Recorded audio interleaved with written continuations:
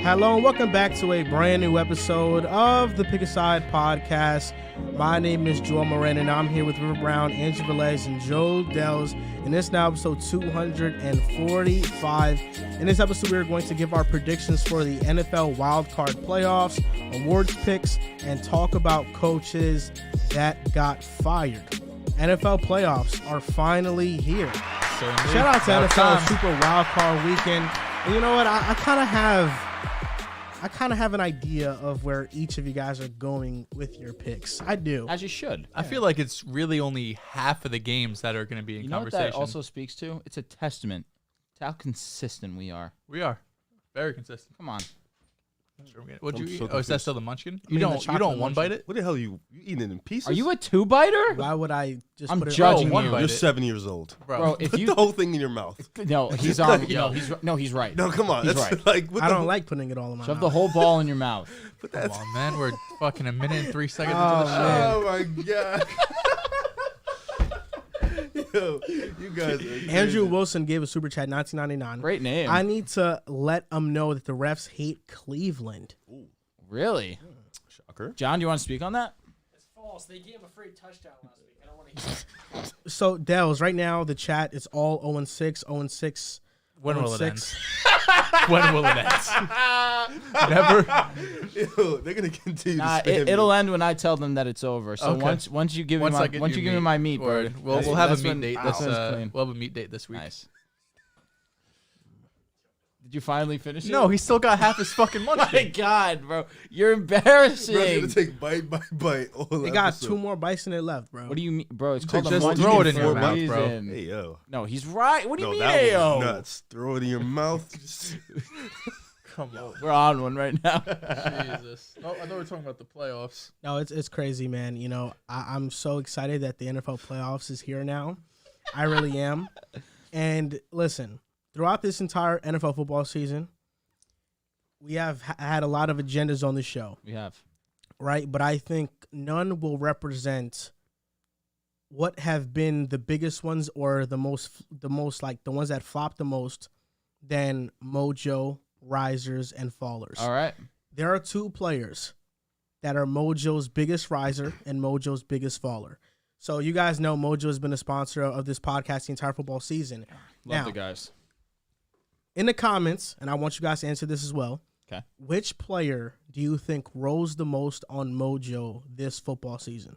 It's a All right. quarterback. Yeah, I'm gonna guess Patrick. It is a quarterback. I think it's Patrick Mahomes. I'm gonna go. Oh, and actually, I saw it on Twitter. I'm not going to say. I know who it is. Jalen Hurts.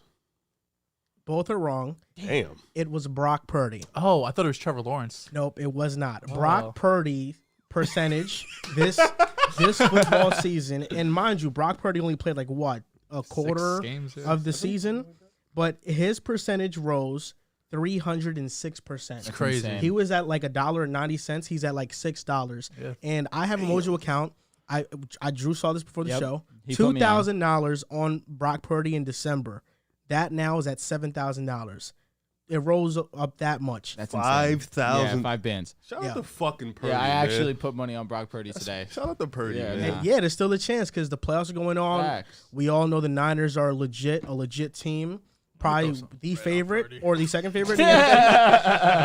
Now, can you guys guess which player's stock fell the most Easily Zach this Wilson. football Zach. season? Easily Zach Wilson. It's either Zach Wilson or Matt Ryan. No Russell Wilson? Oh, he's up there too. He's up there too. He had good games this year though. It had to be one of them 3. He right? had good games this year. It was Zach Wilson. He fell from $34 to, I think he's at like 14 now. He Yeah. fell 53% the most of any quarterback. Now, listen, I thought, of course, I had high hopes for Zach Wilson. Major flop on my part.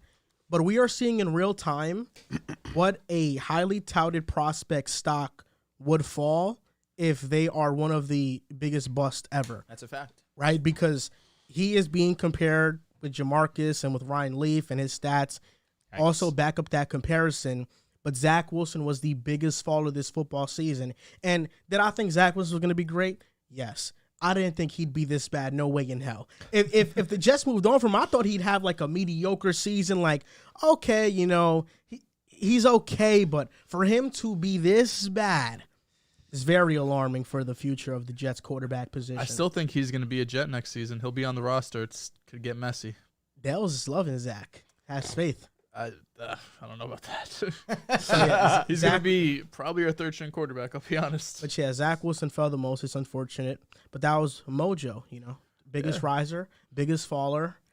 So what do you think? I mean, Zach could possibly be at an all-time low right now. Is now the time to get in on Zach? I am not going to trust him. No? Okay. Look, I think that he has a lot of talent, and He's burned maybe he enough. could turn around his career. But when it comes to putting in my money on it, I'm not going to put my money on it. I understand that. Yeah, He's I just your guy. actually would. This is what I would do. Russell Wilson had a down year this year. I would invest into Russell Wilson. I think next year he doesn't have a down year. Real? I think that He next bounces year back. Russell Wilson will bounce back somewhat. You guys He see will, my No tweet? doubt about it. I think he will. I don't know if I did. So The video? Yeah. Oh, I'll tell you yeah, what, yeah. It I did was numbers. I was borderline in tears. Did Yo, numbers. bro, would you mind raising my microphone up a little bit? Yeah, I a got little. you. I appreciate it. what was your So oh, it was shit. basically me just supporting Russell Wilson and saying how I still believe in him. And if you weren't with us through the hard times, we don't want you through the good, because 100% next year we will be back.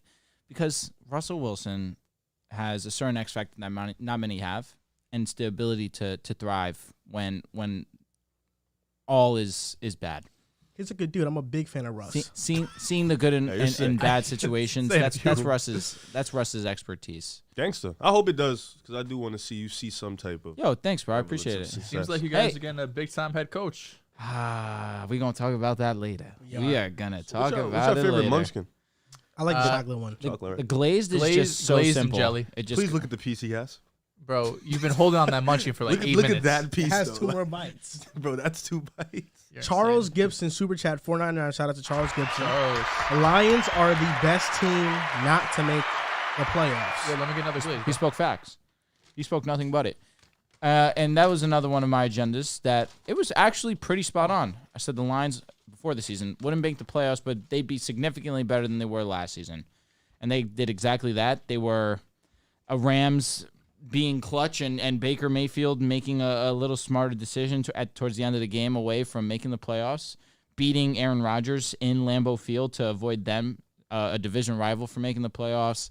The Lions had a very impressive season, and I'm Great game, too. definitely proud of those boys over there. You were pretty high on the Giants and Lions coming into this season. I was shout out to mediocre teams that just You're a mediocre you gotta winner. trust the vibe. But I'll say this.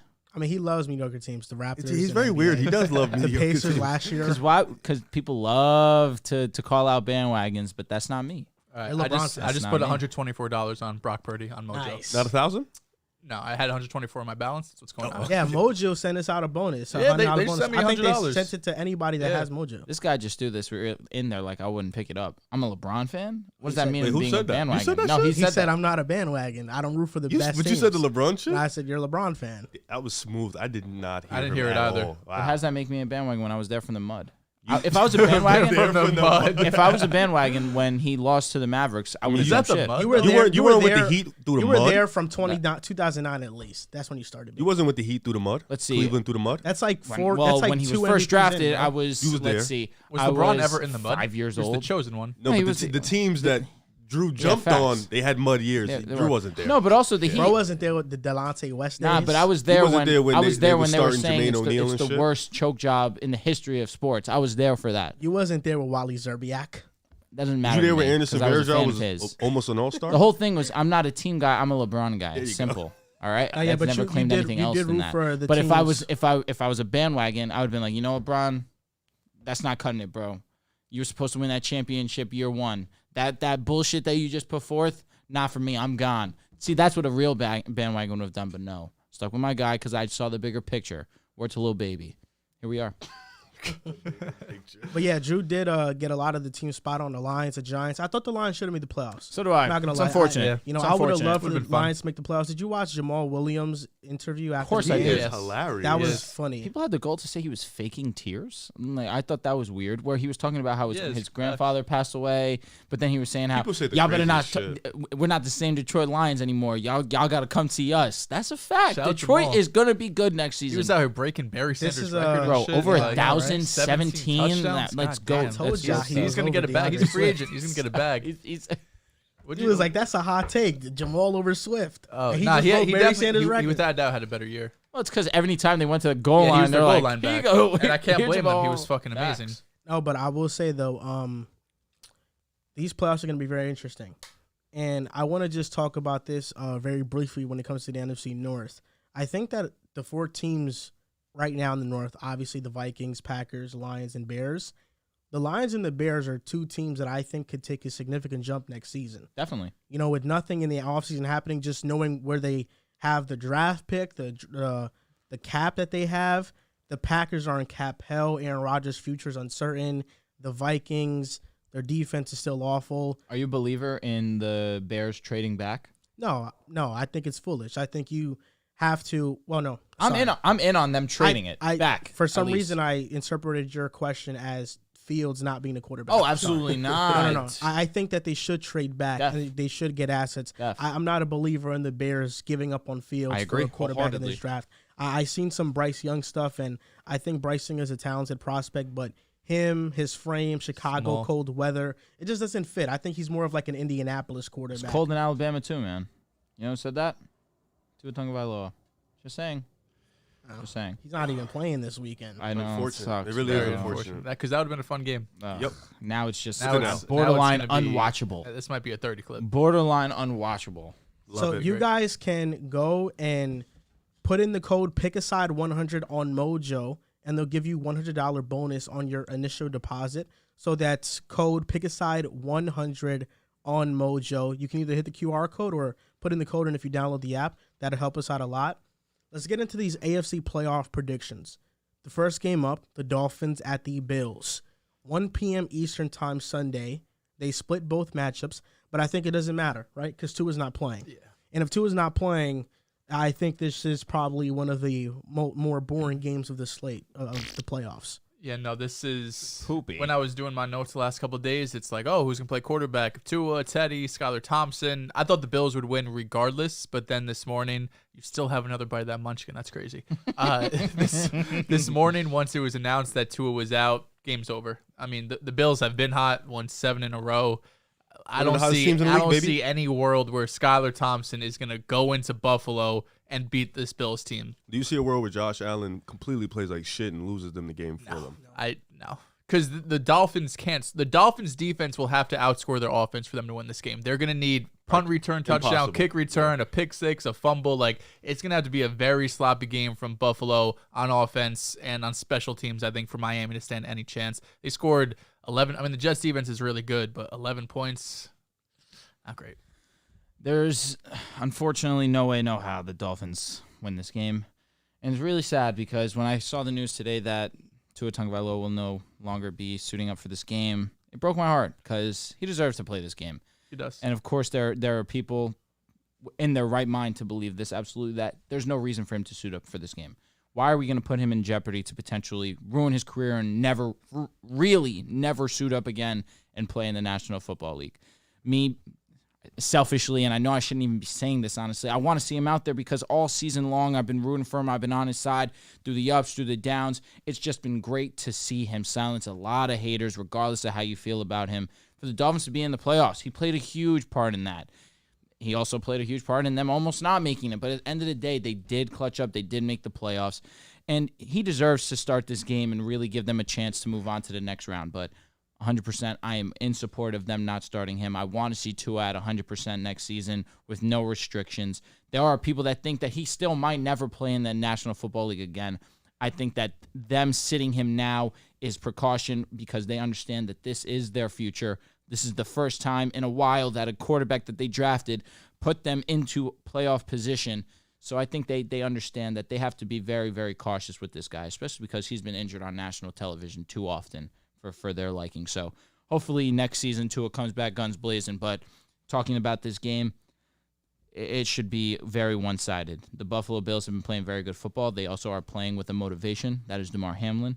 That is the reason why I do believe they will be coming out of the AFC. The Bills have been playing great football, and most importantly, Josh Allen has been great. Yes, the turnovers have been a little bit high for people's liking, and we're going to talk about Boom Fantasy in a little while, and I do believe that he might even have an interception, a couple turnovers this game, but it's not going to stop the Bills. Miami simply just does not have the firepower offensively or defensively to keep up with the Bills, And on top of it, the Bills' defense is going to make it a living hell for Skylar Thompson and company to have any type of success. I understand Mike McDaniel is an amazing head coach, but I'm sorry. When Skylar Thompson's your quarterback, you're cooked. It's simple. So Bills by 20 would not be shocked. 30-10 type shit. When the initial line of this game came out, I think it was at like 10 minus 10.5. Yeah. I had a feeling Tua wasn't going to play, so I took the alternate spread at minus 13.5, and that's where the line is right now. Ah, shit. After the news of Tua, yeah. So I initially took that bet, pretty pat in my back. I'm a visionary. I see things before they happen. And, of course, it's going to be one side. The Skylar Thompson's playing quarterback. There's no respect for Skylar Thompson when it comes to opposing defenses. He cannot throw deep. He underthrows a lot of throws. And to be honest, it just makes the Bills' life and path to the Super Bowl that much easier. Having a game like this where you don't have to worry about the defense. Josh Allen is going to carve up the Dolphins' defense. I think he's going to do his thing. And you don't have to worry about their offense. Yes, they have Tyreek Hill. I think that Raheem Mostert has been able to get going on the ground, and Mike McDaniel has been doing a better job as of recently. Has he been cleared in to getting play? it going? That's a fact. It's had because I did see that he did pick up an injury last week. Oh, wow. Yeah, He might not be cleared to play. Wow. So it's That a would big be Jeff huge. Wilson. It is a big Jeff Wilson day potential, Yeah. but Mostert's been solid recently. Because I do think the Bills' rush defense is vulnerable. In Week 15, the Dolphins had 188 rushing yards on them, and I thought that they should have ran the ball a little bit more. But ultimately, I'm looking at some key matchups, Xavier Howard versus Stephon Diggs.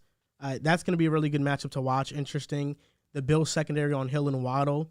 But even then, when you cannot stretch the defense out vertically because your quarterback can't make those passes and sometimes is unwilling to, it's going to be hard. And I think the Bills' offensive line versus the Dolphins' defensive line. I'm not a big believer in the Bills' offensive line. I think the Bills have a lot of holes on their roster in general that can get exploited, just not against this Dolphins team. They can't stop Josh Allen. It's as simple as that. And Josh Allen in the regular season has a 95 passer rating from 2019 to 2021. In the playoffs, it's a 108 passer rating. He gets significantly better in the playoffs, Josh Allen does. And I expect this to be a high-scoring game for the Bills, low-scoring for the Dolphins. My score prediction is 27-9 Bills. Ooh, 9 points. That means that they have to get down the field 3 times. Yeah. Maybe they get lucky. Yeah, Get facts. interception. Turnover, that's what I'm saying. A bunch of Facts. field goals. He said 9, so Yeah, three. that's what, get down the field 3 times. I'd be impressed. Listen, man, get well, Tua. I think that's one thing we wanted to see Tua in the playoffs, especially with this matchup. Round 3, they split the series Facts, in the regular season. These two teams that have been butting heads. You wanted to see that round 3 matchup.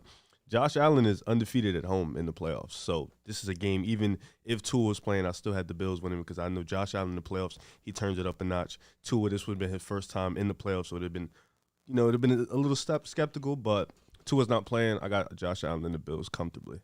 It could be. I think my score I have 30-10. I don't see them scoring. Maybe they get a sneaky touchdown at the I end. think they get one touchdown. Maybe garbage time. It's like 30-3, and they get a garbage time in the fourth quarter. But this is one of these games. There's a handful of games, unfortunately, because of the injury to Tua. We'll get into the Ravens later with Lamar. Facts. That could have been a good game, and now we're looking at it now. It's like there's probably going to be 2 blowouts, unfortunately, on Wild Card Sunday or Wild Card Weekend. So for each playoff game, we're going to give our favorite Boom Fantasy line on the game. Yep. For this one, mine is James Cook over 36 I and a half like rushing that one yards. a lot. Okay. Yeah. I saw when we made that line today. I can can't keep say it, whether keep I it. like it or don't like it, but it He's caught hit my that eye. in the last 2 games, and he's the number 1 running back for the Bills. Yes, He's gonna he's be the starting to starter turn next into year. the number 1 for sure. James Oh, Cook. no, I also had the same one. Facts, Yeah. rightfully so. I think that was the one I seen. I was like, this is the obvious one, easy one.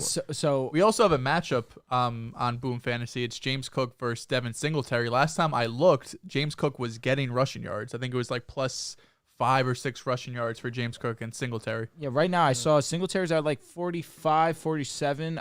Last I saw, and then James Cook was in. What'd you say? 35, 36 and a half. So definitely they believe because Singletary for the majority of the season has been the primary or the leader of the two, but James Cook of recent has definitely been getting integrated and very well acquainted with the offense. Yeah, I'm not going to lie. I think this is a lock. I think 36 and a half is a lock. Nah, that's fine. I look, James Cook has been the number 1 running back in their offense. He And, looked explosive. if the Bills are up, yeah. which they probably yeah, are, they and they're probably getting will be. more touches, They'll run the ball. I just feel like this is one of the ones that I really like, and he's been coming on very strongly. It's going to be interesting offseason for Miami because I do think with these quarterback rumors with Rodgers, Brady, Lamar, I do think the Miami Dolphins are going to get brought up a lot. Whether it's fair or not to Tua, it's just very hard, I think, for this Dolphins organizationally to rely on Tua. Not just rely on him, but you are responsible for him at this point with all the concussions he's been through, and that's a lot to take on as an organization, a lot of pressure that is on you to make the right decision every single week when he's taking a big hit, when he hits the ground hard. Like, we obviously hope that Tua comes back next season and he was playing like he was, especially the first half of the year, playing at an MVP type level. It just, when you think about it from an organization perspective, and if you're in the front office or you are the owner, it's a lot of pressure to get this call right. It's going to be, I know we're not really talking about the offseason this, but we're kind of expecting this to be the start of Miami's offseason. I've been hearing a lot of Lamar to Miami noise. You've heard Brady to Miami as well for sure. So it's going to be an interesting offseason. It's all about availability. Yeah. And Tua was 8-5 this year as a starter, played 13 games.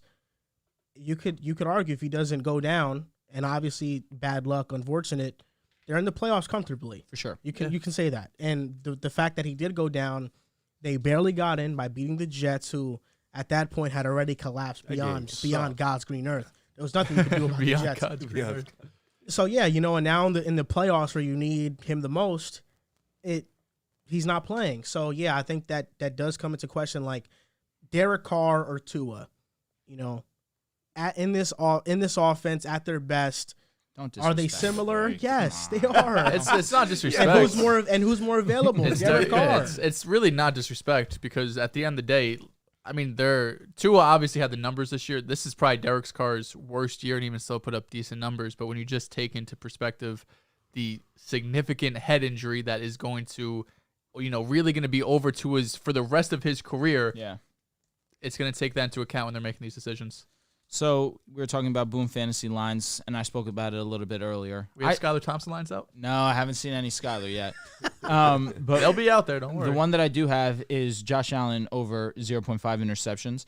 I do think he'll throw an interception, and I think that's only for the fact that sounds like a hater. He's gonna no, not at all. I just think that it's gonna be a comfortable game, and Josh Allen's just gonna be kind of doing Josh Allen things, and one's just gonna get away from him. Josh Allen wasn't one of the league leaders in interceptions for no reason. He trusts himself. He definitely is very comfortable with his arm.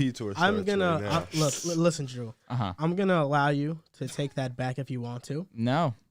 So he's been to the playoffs three times in 3 seasons. Last year he did not have one. I know. He's 6 games in the playoffs, 14 touchdowns, 1 interception. Does not do it. So you're banking on him getting 1 against. But he's the been Dolphins. inconsistent this when year. He doesn't have to. He probably doesn't have to do too much this game. No, I don't disagree. He's like I don't know. There's been some times where he hasn't had to do much in the regular season. Yeah, there's been that Bears game. He just threw it right to the linebacker. There was a play where he just. No, this year the inconsistency after the elbow injury has definitely his interception been percentage in the playoffs is 0.4. Oh no, Josh Allen is one of the greatest we've seen in the playoffs in recent memory. He's been unbelievable. He's been all right. Take it easy. Take it easy. All right. That doesn't take away from Josh Allen's greatness. He's been unbelievable, but I just think one gets away from him. I think that especially going against a division rival. Guys, Rev said it perfectly. This is round 3. The defense that has borderline quote-unquote, held them in check, even though they did give up 30 points the last time that they did meet. But that was also in home where Josh Allen was comfortable. The Dolphins held them in check? Yeah, a little bit. The Dolphins or Allen? What do you mean by that? Sometimes he does it to himself. No, for sure. Game 1 more mostly, yes, but even still, he just threw for a ton of yards. Game 2 was Josh Allen being Josh Allen. It was just a masterpiece. Game 1 though. Yes. I was intrigued on his rushing yards. I think it was 50. Yeah, he's around 50. But I didn't feel comfortable taking that because, like you said, he's not going to have to do much here. So that I feel like he'll save his legs. And I didn't love the over on the passing yards either. 260, even though for Josh Allen, he could do that in his sleep. But again, in a situation where he might not have to do too much, I feel like I like this one. The Stephon Diggs line was at like 70-something yards. I didn't love that one either because the last couple of times that the Dolphins have played, they've really honed in on Stephon. I don't feel comfortable betting on Gabe Davis and Isaiah McKenzie, with all due respect. Not Gabe but Davis. I will say, playoff. Did he cash? Did he? Oh yeah, you owe me some bread. You owe me some bread. Thank you. I'm messy. I meant to do it in the opening. I forgot. You owe me some bread, my Nah, brother. Bro's like a I'm a sorry, student bro. calling out I'm for homework. He's a Fed. Federal agent right there. He's a Fed. The Kyle Pitts bet doesn't cancel out. Bro, he played 10. You missed like He played 7 10 games and had 300 yards. He missed 7 games. He I'm wasn't sorry. getting that regardless, bro. I can't. You know 7 games. I can't just throw Bro, that he out. had Desmond Ritter. And It gets Marcus voided. Mariota. I don't owe you bread. You don't owe me bread. Gabe Davis had an ankle injury early in the season. He played 15 games. He was hurt though. He was hobbled. But he played 15 games. hobbled. He played. He was He was hobbled. playing He wasn't the 90% same. of snaps. Bro, he almost had 1,000. He had like 840, 830, some shit. Yeah, that's almost 1,000. He didn't even crack 9. Bro, that's 170. Lazard too. Okay, Lazard Lazard I'll give too. you. As long as we agree that the Pitts and Gabe Davis bet cancels out, and I just pay you the Lazard bet. How many bets did I have? We had 3. We had 3. Damn. We had 3. How many did you win? No, so what's up with the Jaguars and Dolphins bet? It's a push.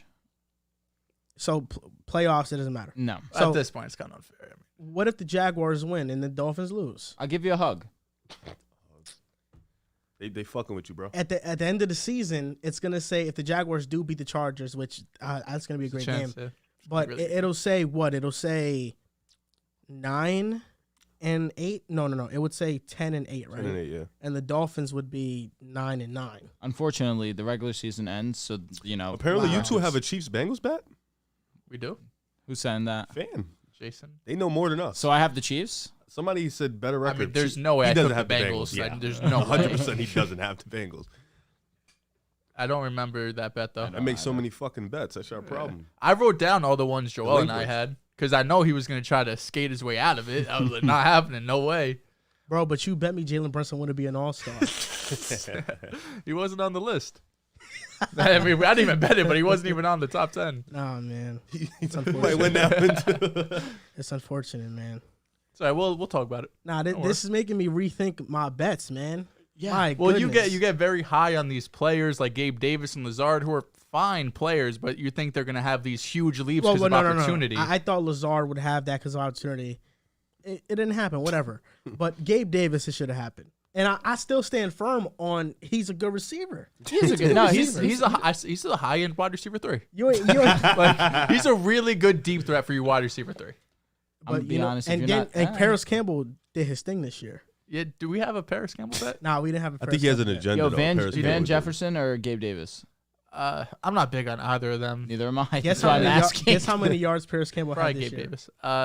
540. 780. 630. 623. Okay. Yeah. I told you he's good, man. He's solid. Receiver. He's just been hurt his whole career Campbell.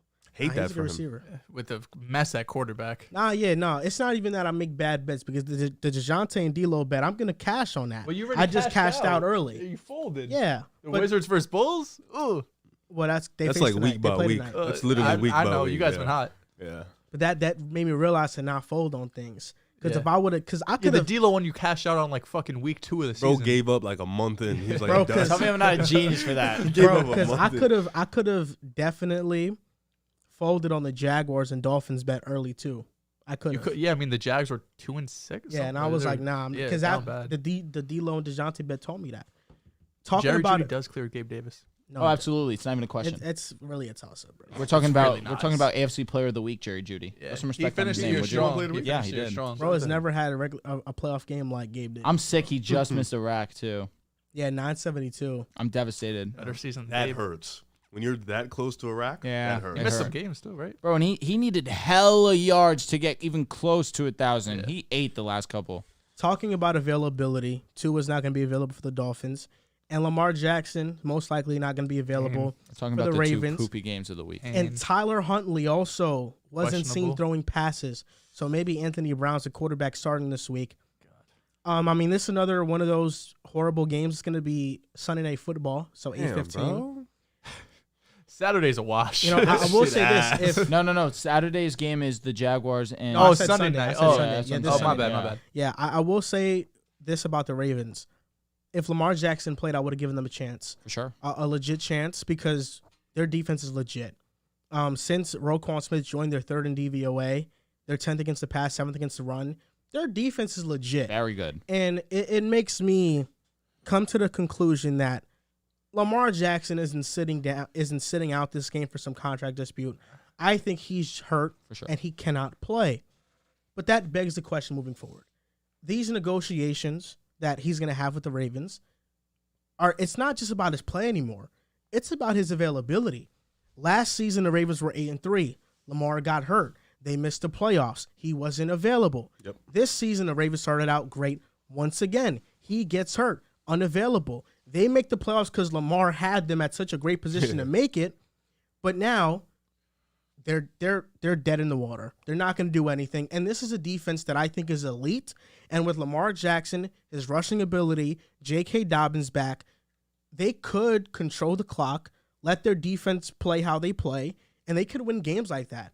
But because Lamar's not available, Ravens don't have a chance. And now these negotiations become more about, is Lamar going to be available? Are we going to pay him when he hasn't been available for 2 straight seasons at the most crucial parts of the season? That's a real question mark. I think it is moving forward. For sure. And it wasn't even you always have this talk, mobile quarterbacks saw Fields get hurt, Jalen Hurts and Lamar, and everyone wanted to make it out to be that you can't be a rushing quarterback and last. But this injury, he was in the pocket. He got sacked, kind of twisted his leg weird, and he's been out for the last 4 or 5 weeks because of it. Lamar, it's going to be a tricky situation because I was talking to one of my friends on the phone and just bullshit. And I was like, oh yeah, the Ravens would be insane not to extend him. And I was thinking back to last year and I was like, well, I said the same thing about Russell Wilson. I said the Seahawks would be insane not to give him a contract and trade him away and blow this whole thing up. And we see how that ended up now. Obviously, I don't think the Ravens have a quarterback like Geno that could step in and really run this offense. Huntley's a fine backup, but we see the difference between these two guys. I still think, without a doubt, you would have to pay Lamar Jackson. But if the Ravens are really worried about him not being healthy week in and week out, it is going to be hard to guarantee $200+ million. That's what Lamar is going to get. If he gets traded, which looks like more and more like a possibility this offseason, he's going to get $200 million guaranteed. That's what Deshaun just got. That's what Lamar is going to get without any, these weird allegations going on. Lamar is going to get a huge contract from a team that's desperate for a franchise quarterback. We see the difference he makes on the field. When Lamar was playing, they averaged 25 points per game. It's 8th in the NFL. When he doesn't play, they average 12.5 points per game, which is dead last by 4 full points. They are, without a doubt, the worst offense in the NFL without him. This is a game that, with Lamar, I agree it could have been competitive. For how great Joe Burrow has been this season, he struggled against the Ravens. In his 2 games, he's completing about 63% of his passes, 215 yards per game, 2 touchdowns, 2 turnovers, and 83 passer rating. This is, a game that I think could be a little bit lower scoring than people are expecting, a little bit uglier or sluggish. I know their final week 18, they scored 27 points or so, but I do think the Ravens will be a little bit more up for this in the playoff game. But this might not be competitive. I mean, this might be lower scoring, but it might be 20-7, where the Bengals are going to control the game, but Joe Burrow is not going to have this 300+ yards, 300 touchdown performance. But in terms of Lamar, obviously my Jets are someone I'm looking at, saying do whatever you can to get him. I do look at the injury and say, well, we've seen plenty of pocket quarterbacks that got hurt this year. It happened to Stafford. Matt Ryan got banged up. I mean, the list goes on. It's been a bunch of injuries, just part of the game. But I do think for this game, Ravens without Lamar Jackson, it's going to be very hard to move the ball, very hard to score points. The Bengals should win comfortably. Yeah, dude. Oh, thanks, dude. You mentioned it. Injury concern. You don't want to pay him that much money if he's not going to be on the field consistently. But the Ravens have to look at it like this. Would we rather not pay him, right, and let him walk, and then let some other team spoil the riches of Lamar Jackson or take the chance? We're sitting in a position where we have an elite defense. We have a team that consistently is at the top of the division, at the top of the conference with this guy playing. Take the chance. There isn't many quarterbacks that can do – actually, there's probably only one maybe that can do what Lamar Jackson does. He offers so much to a football team. He's one of the top 7 best quarterbacks in the NFL. When he plays, we have a chance every Sunday. I think the injuries are a concern, but when you have that type of talent, you take the risk at all times. You have to, especially with a team like this who their offense is built around Lamar. It is Lamar. They are nothing without him. You take that chance. This game would have been amazing if Lamar played. I actually would have picked the Ravens to win if Lamar did play, but unfortunately, that was your hot take? That was indeed my hot take. I was going to take Baltimore because I just felt like Lamar has a vengeance. He hasn't gotten his money. He was coming back this week. This would have been a revenge game. He felt like he has something to prove, and now he's not. Injuries suck, especially he didn't get hurt in the pocket for a guy who relies a lot on his athleticism, his mobility. It's tough for a guy like him, but I do think you still eventually have to give him the money as far as this game, though. The Bengals and the Bills get a break for the first week, and we were it sucks because we were supposed to get a beautiful AFC playoff because we had all the best quarterbacks in the AFC. We were supposed to get one of those legendary runs. The Bengals and the Bills catch a break this week. They get an easy matchup. But unfortunately, it sucks for the Ravens, but I do think the Bengals will win comfortably. Maybe like 25 points. Unfortunate events. You guys said it very perfectly. All the same. Without Lamar Jackson, this game is not a quarter of what it could be. Joe Burrow is going to get through this game very calmly, and then his true test will be the following week. But no slouch, absolutely. This Ravens defense has been phenomenal. Talking about Booth Fantasy, I have Joe Mixon's under. I believe it's at like 53.5. With the way that Baltimore's rush defense has been, I don't think that Joe Mixon will be a huge factor in it. And he really hasn't been a huge factor until their offense this whole season, really. So, bits and pieces throughout, but really he's had a hard time getting consistency back there. We saw him get banged up. Samaje Perine took a little bit of burn from him. He shined. But with Mixon back and with the way that this Ravens rush defense has been recently, and pass, of course, but in this situation, rush, I think that Joe Mixon is going to be limited. But in the grand scheme of things, with Lamar Jackson, his contract situation, it's interesting because, of course, Lamar Jackson, with all of his skills incorporated, he is in conversation to be the best football player, the most skilled football player in the game.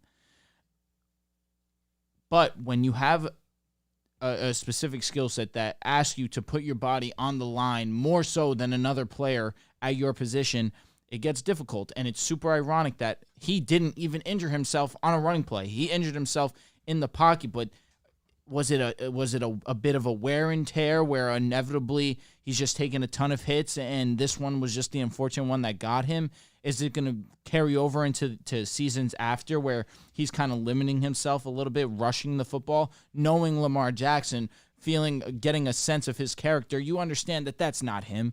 He's going to go out there and he's going to give you 100% every single time. He's going to continue to rush through contact because that's just who Lamar Jackson is. He's going to continue to try and do whatever he can for the betterment of the squad.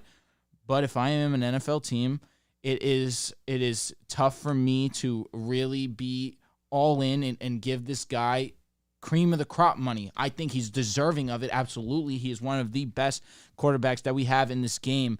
But 2 seasons in a row now where when Lamar Jackson's on the field, the difference is obvious. It's significant. The team is so much better when he's in the lineup. Of course, he's Lamar Jackson.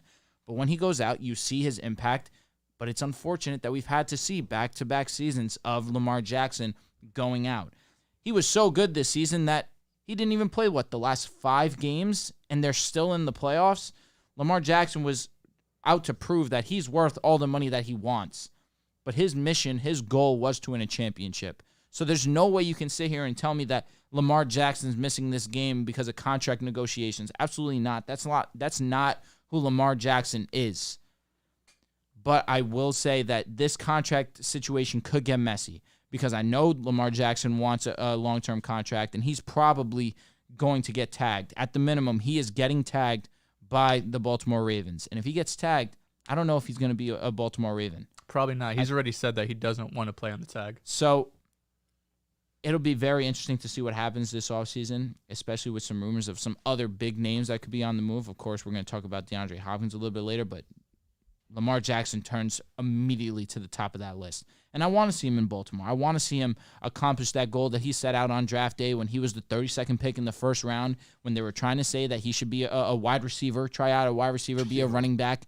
I want to see him reach the mountaintop. I want to see him be a Super Bowl champion in Baltimore. But it gets tougher and tougher as these years go on and we see the injuries pile up. I'm interested to see how the Bengals handle the loss of La'el Collins in the offensive line. And Kappa might not play also. Yeah, but I think that those two are huge. The good news is that the Ravens don't have a dominant defensive line. When you're facing Jason Pierre-Paul, who is way past his prime. Respect the club, bro. Tyus Bowser is okay. He has a really cool last name, though. Mm-hmm. Owe is cool. Matabunki's okay. Solid. They don't have a good defensive line to where I think they can control the game and really dominate in that aspect. The real great game is going to be next week when the Bills face the Bengals. That's going to be the real great game. It's going to be a great game. I think that's going to be the real great game. It's going to be two teams that basically had a bye week in the first round of the playoffs. Hottest teams in the league. And then, second round, now it's time to get busy. Yeah. My Boom Fantasy line, I have J.K. Dobbins under 61.5 rushing yards. Under. I know J.K.'s been really good rushing the ball recently. Interesting. But I think the Ravens will be down. My final score for this game is 20-6 Bengals. I think the Ravens will be down. They have one of the best rushing defenses in the NFL. And last time J.K. faced the Bengals, he had 44 rushing yards with Lamar Jackson. So I'm assuming that without him, it's going to be much more harder for him to get going. And so that's why I have it at under 61.5. I also have a Boom Fantasy. Oh, dude, nice, man. Yeah, I'm doing very excited.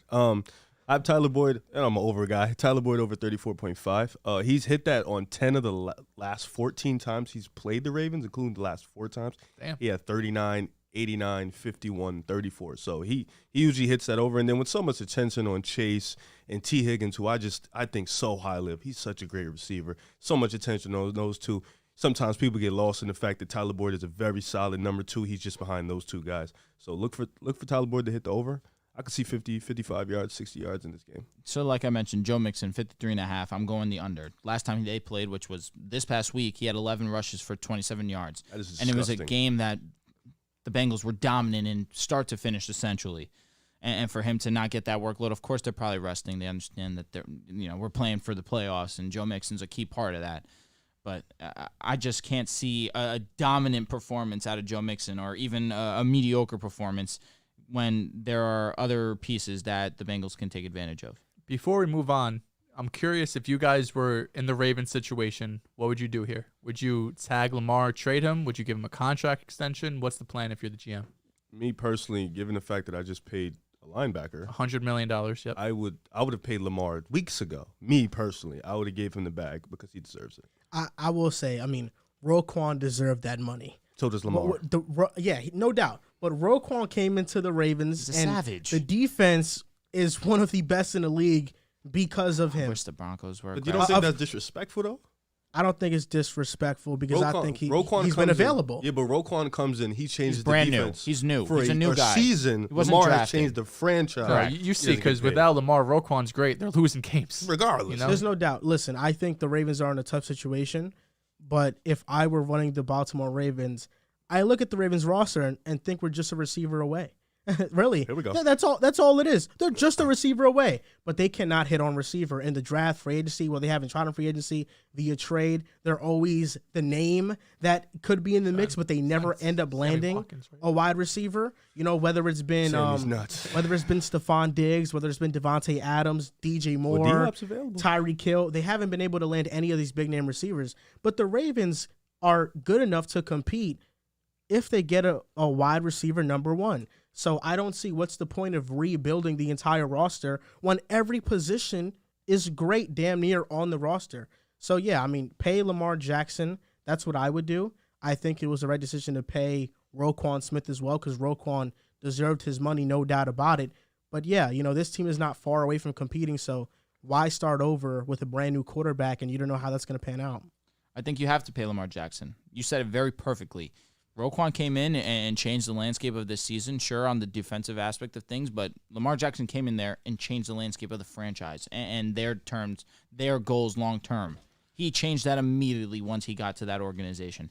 And I think you need to reward a player like that, especially one who's been an MVP in this league, someone who has the record for most rushing yards by a quarterback in a season, who has multiple 1,000 rushing yard seasons at the quarterback position. No other player has done that in NFL history.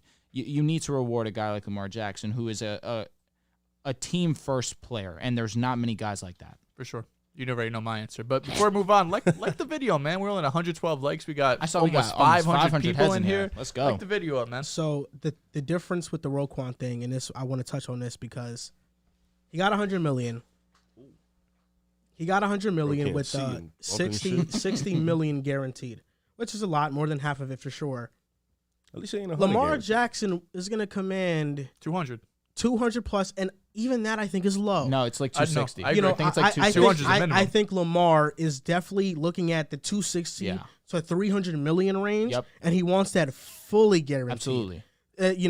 So I think that's the major difference. Is Deshaun that, was 230, correct? yeah. So And there's no way he is. He's getting 260 the minimum. Yeah. so I think that's the major difference in this. I think Lamar Jackson deserves it, but $300 million fully guaranteed. You've been unavailable the last 2 seasons in the end of the year. It is tough for an organization to pay that. So Cody Cook sent in the super chat, $4.99. Thank you so much. Tag and trade Lamar. He's as good as he is ever going to be, and his long-term health is a concern. That's a debate. That is a strong debate because we've seen think he him can be only better. gotten better He's as a improved passer for sure. as the years And, have gone what's the on. backup option? What's Tyler plan Huntley. B now? Well, I mean, they Huntley? can Or trade Anthony Lamar for a Brown. top Like, pick. There's no way. Let me ask you something. This is a wild thought, but what do you think if the Ravens trade Lamar Jackson, right? They trade him to a team, they get a bunch of draft picks, and in free agency they sign a Geno Smith or Daniel Jones as a bridge quarterback. They have a great roster still. They just have that quarterback in there. And then, they draft a quarterback Richardson? to learn under Richardson one of kinda those fits quarterbacks. the AR? system in a way. I think Detroit is a team that you look at that would work because they have a top pick that I'm sure the Ravens would be interested in, and they could go and get probably not Young, but Stroud, Levis, whoever they really might want. It makes sense, but it makes you flexible going forward, but overall it's still going to limit your ceiling because you don't have a franchise quarterback. So I understand wanting to have, flexibility. You have to build a roster. I get all of this, but we see in today's NFL, if you don't have a franchise quarterback, you're not going to be in really any competition to win the Super Bowl. I know we see this year with Brock Purdy, kind of a unique situation because, okay, we should say this. If you don't have a elite level head coach or elite level quarterback, Or you elite need one of team. them. Elite play caller, which the Ravens don't have. Greg Roman has built a good run system for them, but he's not a Shanahan and Andy Reid. If you don't have an elite play caller or an elite quarterback, you're going nowhere in this league. They don't have either of them if they move off Lamar Jackson. Yeah, even if you have that, what's been holding the Niners back sometimes? They don't have Jimmy that G. quarterback. Jimmy G. Mr. Irrelevant could hold him back this year. I don't believe that. I believe he's the greatest, but he could hold him back, man. So now Claymore donated $4.99 to the podcast, and he wants to know any Boom fantasy picks for tonight's games. later NBA games. So Oh, he's gonna have I'm me looking cook at something up right Houston, now. Sacramento, and you know what? I always bet on Sacramento, and for some reason I always do well when I bet with Sacramento. So you know what I'm gonna 3 do? games tonight? Yeah, There's only 6 on the slate. Yeah, few started. I'm looking at the Kings lines right now. Tyus Jones, 16 points plus rebounds plus assists. That's the lock right there. Tyus Jones been cooking recently. I look at Alperen Şengün, 15 points. Big Sengun guy. Okay. I like that. What's the underrated one? Santi Aldama, 12.5 points, rebounds, Tough, assists. tough. Underrated. Aldama He- gets boards. he OD. gets- he he's does. nice. He is pretty good. Yeah, you're not a fan of his? Just Is that a trolling- John thing? trolling John. So the Kings, I will say this right now about the Kings. De'Aaron Fox's line is at 26.5. Sabonis is at 21.5. They're facing the Rockets. That game should be a blowout. So if it is a blowout, you should take the unders. If you believe it's a blowout, I would definitely take the under on De'Aaron Fox because De'Aaron Fox paces through the first 3 quarters, and then in the fourth quarter is when he goes off. Usually through the first 3 quarters, he has like 13 to 15 points, and then in the fourth, he just goes ballistics because he's Mr. Clutch. Bro, using the Steve Nash logic. He's I get Mr. it. Clutch. I get it. So that's what he does. So, if that's the case, if you think it's a blowout, then I definitely would take the under on him. But I like Şengün's points tonight. I really do. And Tucker Hoffman, Sengun versus 19.99. Sabonis tonight. Yeah, that's going to be Oh. interesting. We'll be done with the podcast before then, so I'm definitely tuning into that Well, I game. mean, it's 10 o'clock. they're not a real team. So Patiently waiting for the Vikings takes. We're definitely going to get into that Coming. soon. And Joshua Rags, $4.99. Thank you so much for the super chat. They know that that's going to be the controversial conversation today. The Vikings The game? Vikings Giants. Well, this one could be it too. This one The could last be it. AFC playoff game, Chargers at Jaguars, 8:15 Saturday night prime time. You know, that's beautiful. It is. Shout out to I the NFL. feel like I have a general idea of where you are going to lie, you're going to lie. However, with you, for some reason, I have a hard time gauging which side you're going to choose here. I don't even know Because what where, I'm on, honestly. yes, there is a history where you have supported Justin Herbert, and you do give him the recognition that he deserves That's one of his from quarterbacks, time I to think. time So is Trevor Lawrence. when it's fitting. However, now you've definitely been vocal about Trevor Lawrence this season, so I do wonder which way you will pick. Well, when they matched up in Week 3, the Jaguars beat the Chargers 38-10. Yep. I think the score was misleading. I didn't think it was that big of a discrepancy when I watched it. In the third quarter, it was 16-10, so it was a very close game. I will say this. Justin Herbert versus Trevor Lawrence since Week 9. Lawrence is 4th in EPA per play. Herbert is 10th. These are two quarterbacks that are one of the best movers in the pocket in the league right now. They mitigate a lot of the issues on the offensive line. I think the difference in this game is neither quarterback. I really don't look at the quarterbacks, and I think that's the difference in the game. I look at Brandon Staley and what he's been able to do with the Chargers secondary in the second half of the season, which has been a top 5 pass defense in the second half of the season. I see what they did to the Dolphins. And at the time, we thought that offense was unstoppable. And I think Trevor Lawrence is going to have some trouble. I do. I have the Chargers winning this game 23-16. So it'll be a close game. The Jaguars defense are 27th. They have 27 takeaways this season, which is 4th. So they take away the ball a lot. But I think Herbert protects the ball a lot. And their defense is good. They get after. They're 10th in defensive EPA. They have a sound pass defense. Tyson Campbell is an underrated cornerback, one of the better ones in the league. I think this year, top 15, top 10 for sure. And their defensive line is really good at stopping the run. But I just look at the Chargers secondary. I know that in terms of run defense, they're not very good. Terrible. But I think they will limit them for the most part on the run, on the ground. And we've seen Trevor Lawrence in these big-time games. He's looked better. I don't know. I don't know. You know, Against the Jets. I think Trevor Lawrence still has to show me more. Against the Titans, he was mid at best. Against the Titans, he missed multiple throws, and Division game. I thought Josh fair. Dobbs for the most part. He did. Josh Titans Dobbs for the started. most part looked better. Yeah. He did. But, That I is mean, not a crazy statement. It's not, but I Dobbs see- is hitting some throws. I was see doing some Trevor shit Lawrence that day. when he had a wide open receiver in the back of the end zone completely Just miss him. air And those are the type of plays in the playoffs that you miss that, you lose the game.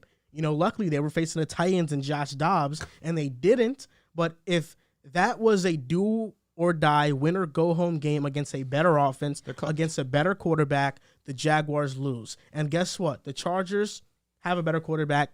They have a better offense, and that defense is also better too on the secondary. And Brandon Staley, for as much shit that he gets, I thought the decision to keep Mike Williams in the game and his starters for the most part, Week 18, was a bad one. Weird. Pass defense, he is among the best coaches at that defensively and Got the scheming up for personnel, that. so. And I definitely think that the Chargers win this game. definitely. Yeah, I do. Oh, you think this Yeah. is a I'll tell you what. comfortable- Let me back. And let me tell you- I'm in the exact same belief. So go ahead, finish. My Boom Fantasy lock Oh, here we go. is Justin Herbert over 37.5 pass attempts for this game. Genius. That's like exactly what I put too. I feel like they're going to have to pass the ball, especially if they want to win. Eckler's receiving yards were intriguing. They were. Around 30. Yeah, it was around like 36, I believe, something like that. But I definitely did go with the Justin Herbert over on attempts. But what it comes down to me, really, is Justin Herbert needs to win this game. Because Justin Herbert already has solidified himself statistically. Statistically, he is the best quarterback to ever touch a field in the first 3 seasons of their career. He has already 5,000-yard season. He's, I think, now 2 years in a row where he was top 2 in passing yards. Justin Herbert is one of the best quarterbacks this game has ever seen. And I say that very confidently. He needs to win this game because he needs to make sure that there are no more doubters of Justin Herbert. This game, where it is a pretty fair matchup, absolutely. This is, to me, the game of the week. This is the game that I circled that I'm going to sit there start to finish. I cannot wait for this one. It's going to be electric. Because, listen, I am also a fan of Trevor Lawrence as well. I understand what he brings to the game. But what Joel said is a fact. That last week against the Titans was concerning to me. I was expecting him to be more confident, more active and it just seemed like he was a little hesitant to me and not as confident in his abilities that we've seen in weeks prior. I believe, especially with the Titans in their secondary, the rush defense has been great all season, but the secondary he should have been able to take advantage of. But Justin Herbert has a lot more on the line than Trevor Lawrence does. Trevor Lawrence wasn't supposed to be here. There were expectations for the Chargers this season. People had the Chargers going to the Super Bowl prior to this season. Justin Herbert. You did. I forgot you did, bro. And listen, man, I don't blame you. On paper, prior to this season, there are very few rosters more talented than the Chargers. But they're getting healthy at the right time. Is Joey Bosa suiting up 100%? Yeah, he played. He did play. That's great to see.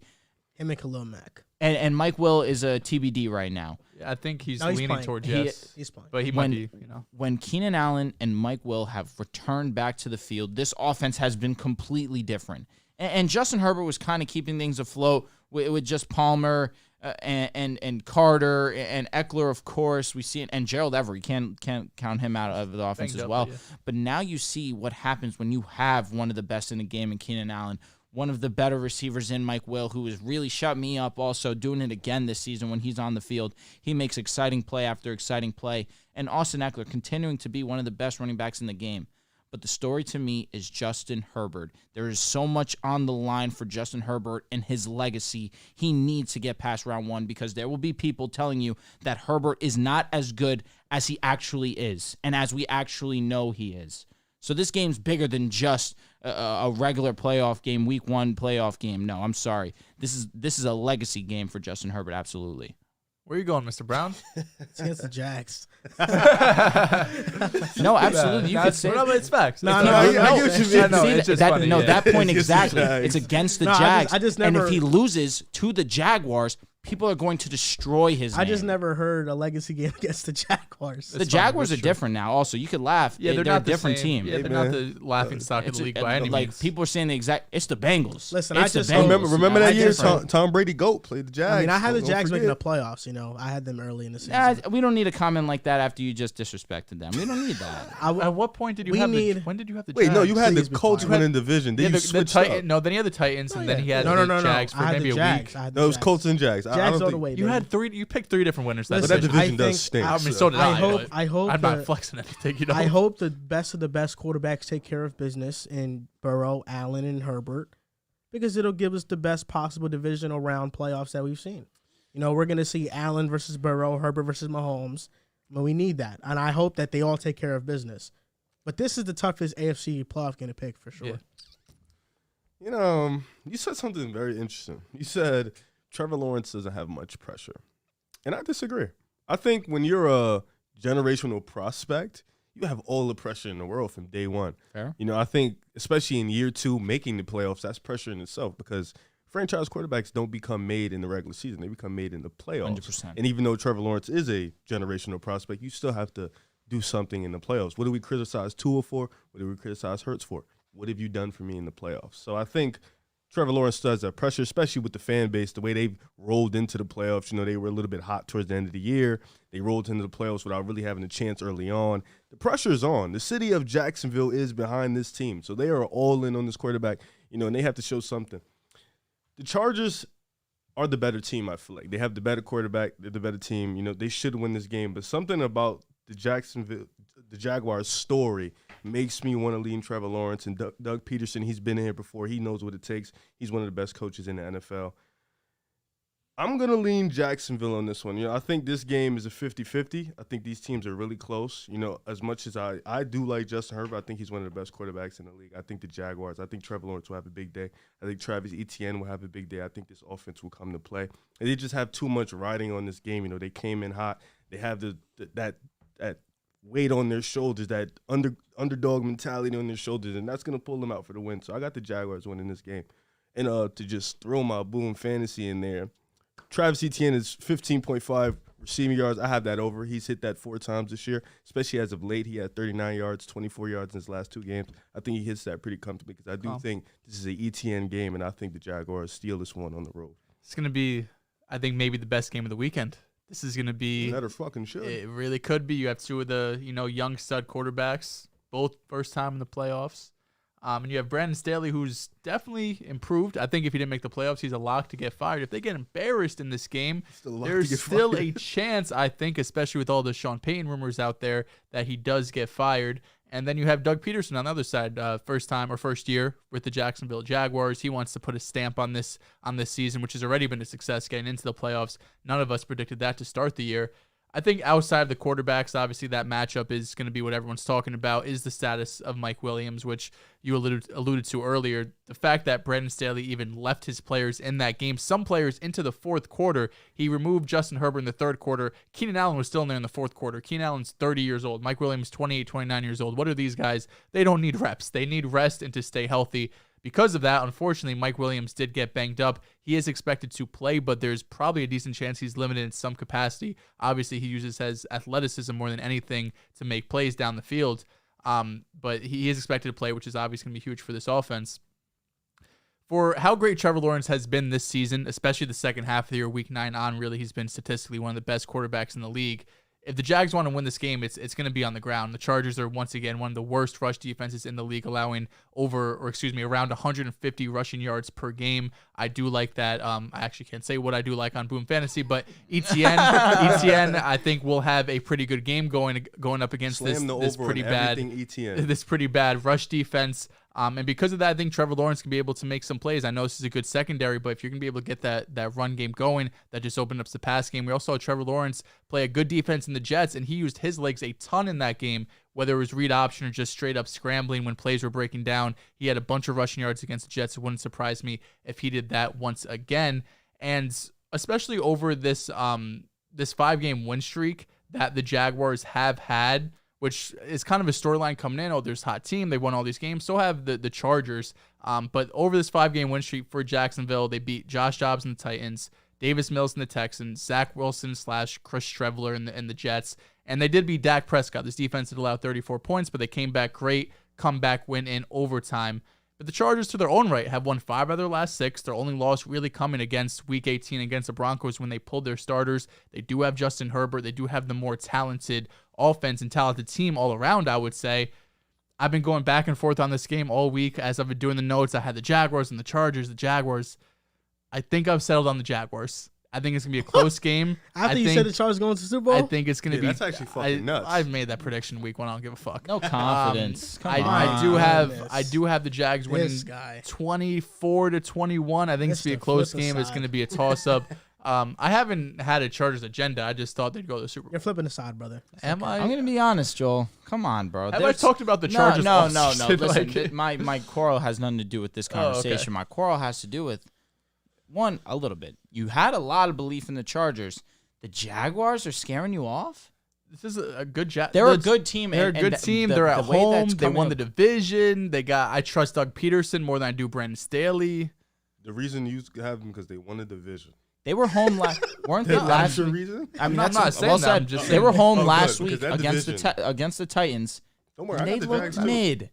The crowd is going to be rowdy. It is going to be rowdy. It is going to be an insane environment. Absolutely. Doug Peterson will have his boys when they had the strip sack fumble and they went up, the crowd was deafening in that building. Look, the Jazz could definitely beat the them. Chargers aren't going to. I just You didn't said think you'd pick them. you said definitely the Chargers will win. yeah. So now the Jags could definitely be. Listen. We're a No, bro, it's a toss-up game close to me. game. It's a What's the toss-up line? game to me. It's What's the line on minus. Vegas? I think it's 1.5. Chargers. Come on, bro. That's literally need Chargers are, I believe, 2 Hey, point. my road only favorites. issue is that you said the Chargers would definitely win. Yeah, Yeah, that's now why. you're That's telling why I me was I think confused. the Jags No, can definitely win. I think What's the going Chargers on? will win. But if the Jaguars win, am I Typical going to be Joel like, line. my goodness, wow. Of course not. I feel the same I'm way. shocked. It's a toss-up game. This is the I wouldn't be the shocked. only toss-up they in the can AFC. Win. Yeah, they can win. Sorry if I would be shocked if the definitely Chargers in there. lost, honestly. Really? I'd be shocked. They shouldn't lose this game. I But understand they're away, The but they shouldn't Chargers' lose. organizational history doesn't move you. That they just kind Justin of Herbert was not a part of the past. I Rivers didn't is expect fine, you though. to Yeah, have it's the a great Jags. It's not Justin You didn't Herbert. expect me to? No, I more You know? expected him to have the Jags. I'll be I honest. thought he was going to take the Jags as well. I know ball. I've been going back and Oh, forth all so- week. I hope that you do take the Jags. I could be the only Wow. one taking the Chargers here. heard. I like don't. that better. But I don't like. I actually don't like the when we Jags. all have the same pick. It makes me No, nervous. I actually me don't too. like it either. I love when we have different. I like picks. I like the being on Bengals- Rip's side. the Bengals I don't like being on your guys' side. Fair. I mean, this guy's a cool dude. Thank you. I appreciate you guys. I like being on all your sides. Nah, Dehls. I can't believe it, dude. What?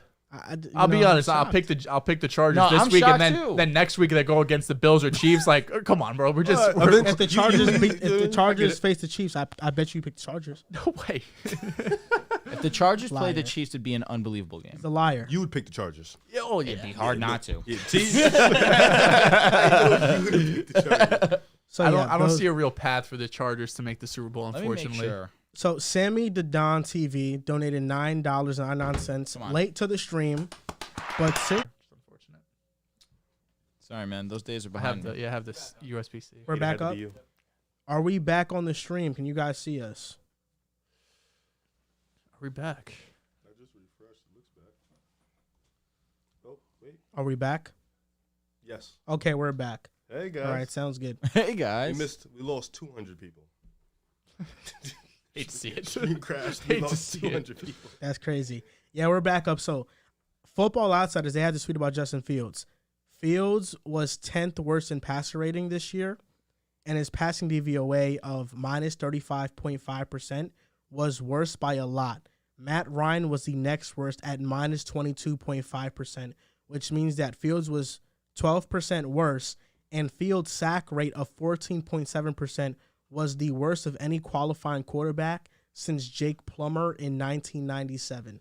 So I'm just saying Fields showed flashes, but I also do think that this notion that he's a franchise-stamped quarterback is also a bit overblown.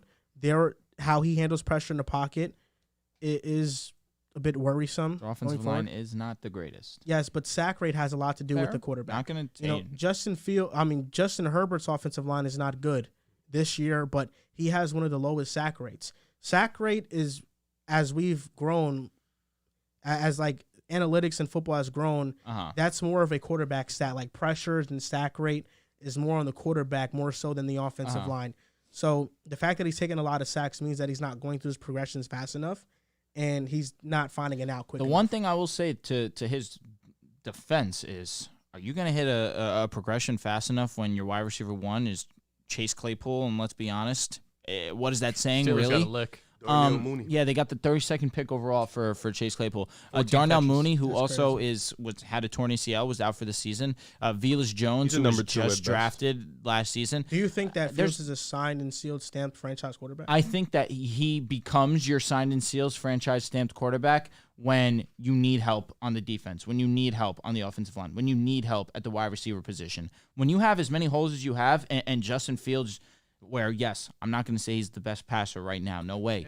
However, from. when you have 25. something that not many other quarterbacks have in their arsenal, and by not many, I mean 95% of the league, it's something that you actually have to take into account for sure. There's a reason why that the Eagles decided to stick with Jalen Hurts on top of his intangibles. He shows something that not many have, his rushing ability. They believe that he could progress as a passer.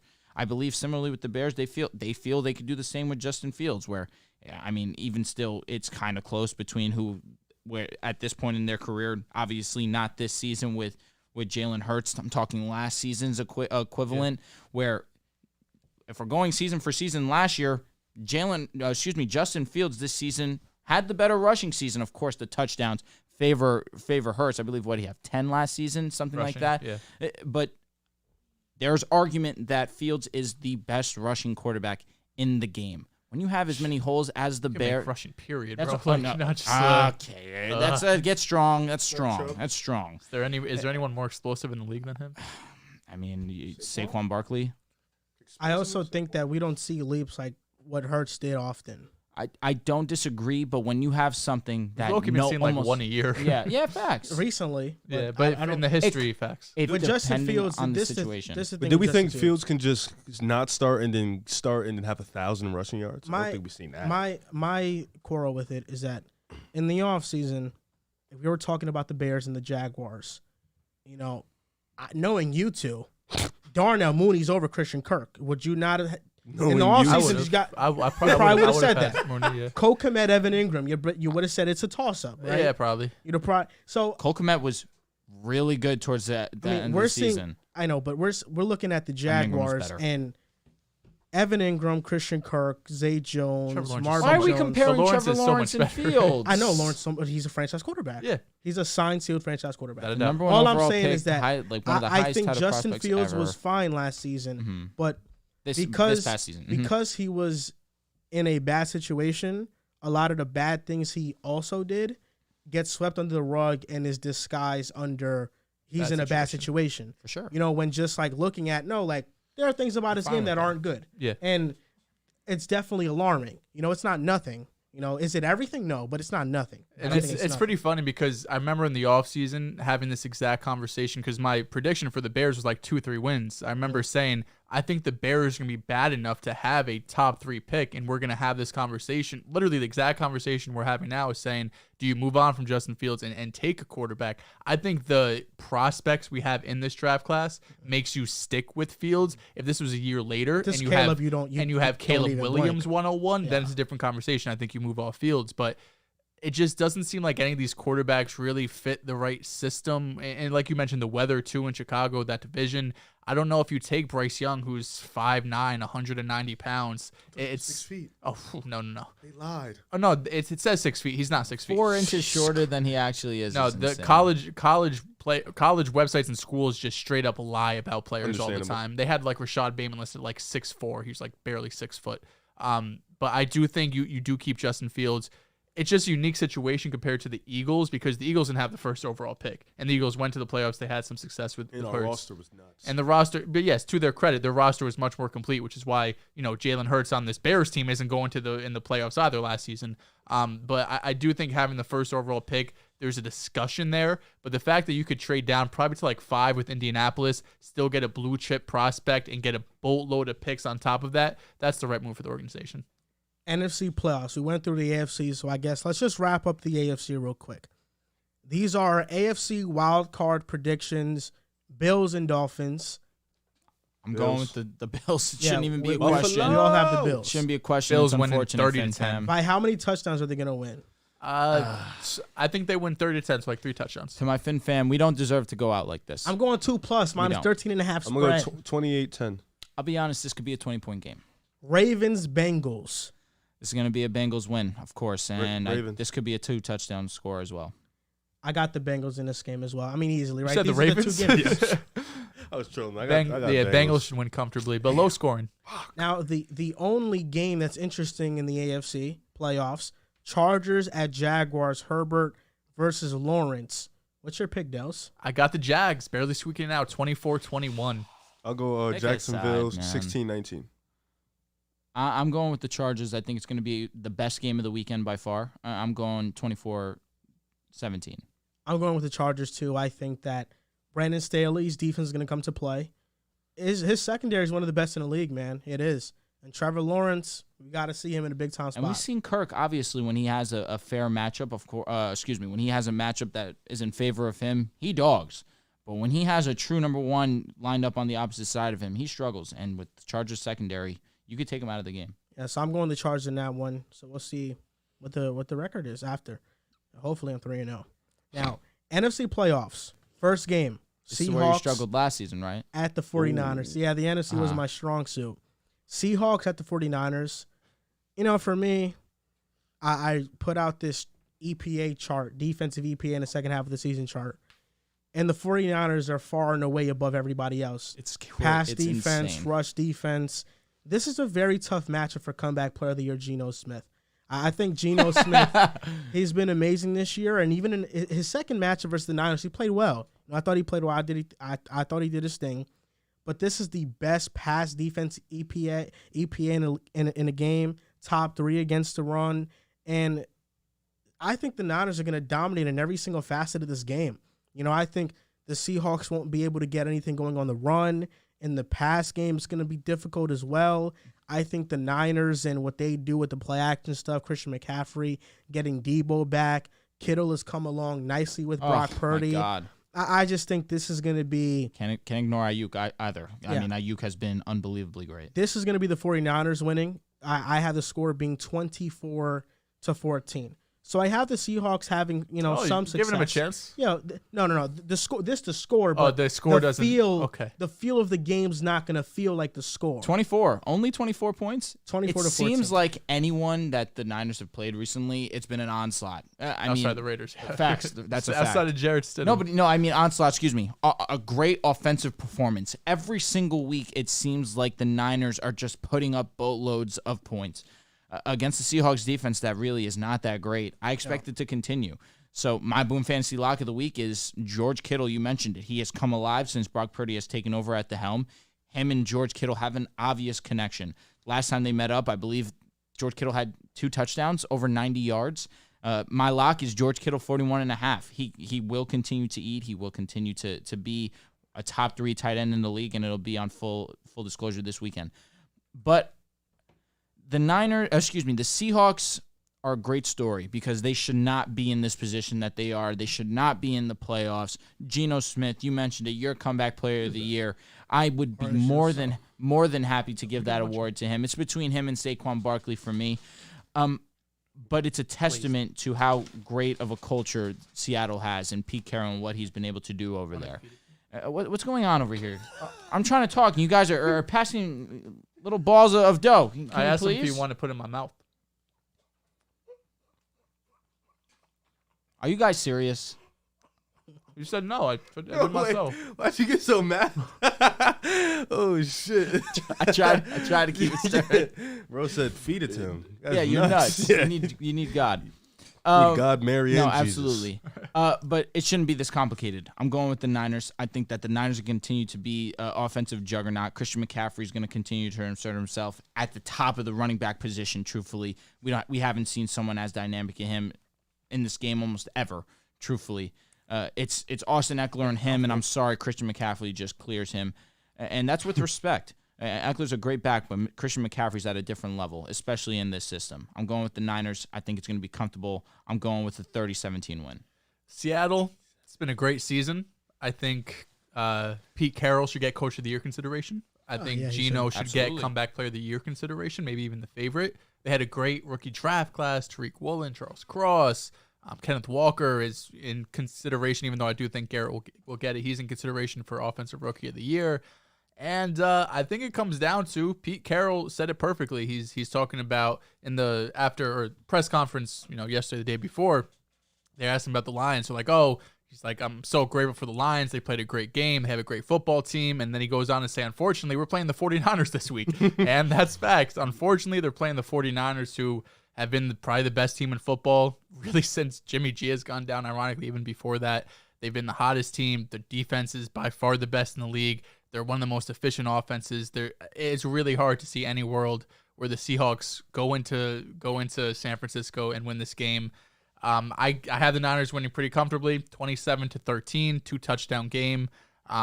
But Seattle, the future's bright. Top 5 pick. You got Geno, who might be something. Maybe he's not. You could take a quarterback. You can move on. Whatever you want to do. You have a lot of flexibility, a lot of moves to make in the future. Unfortunately, this matchup with this really young team, especially on the defensive side of the ball, you got some vets offensively. This young team going to San Francisco with a lot of vets outside the quarterback position. Divisional game, so I don't want to be disrespectful, but I think the 49ers win comfortably.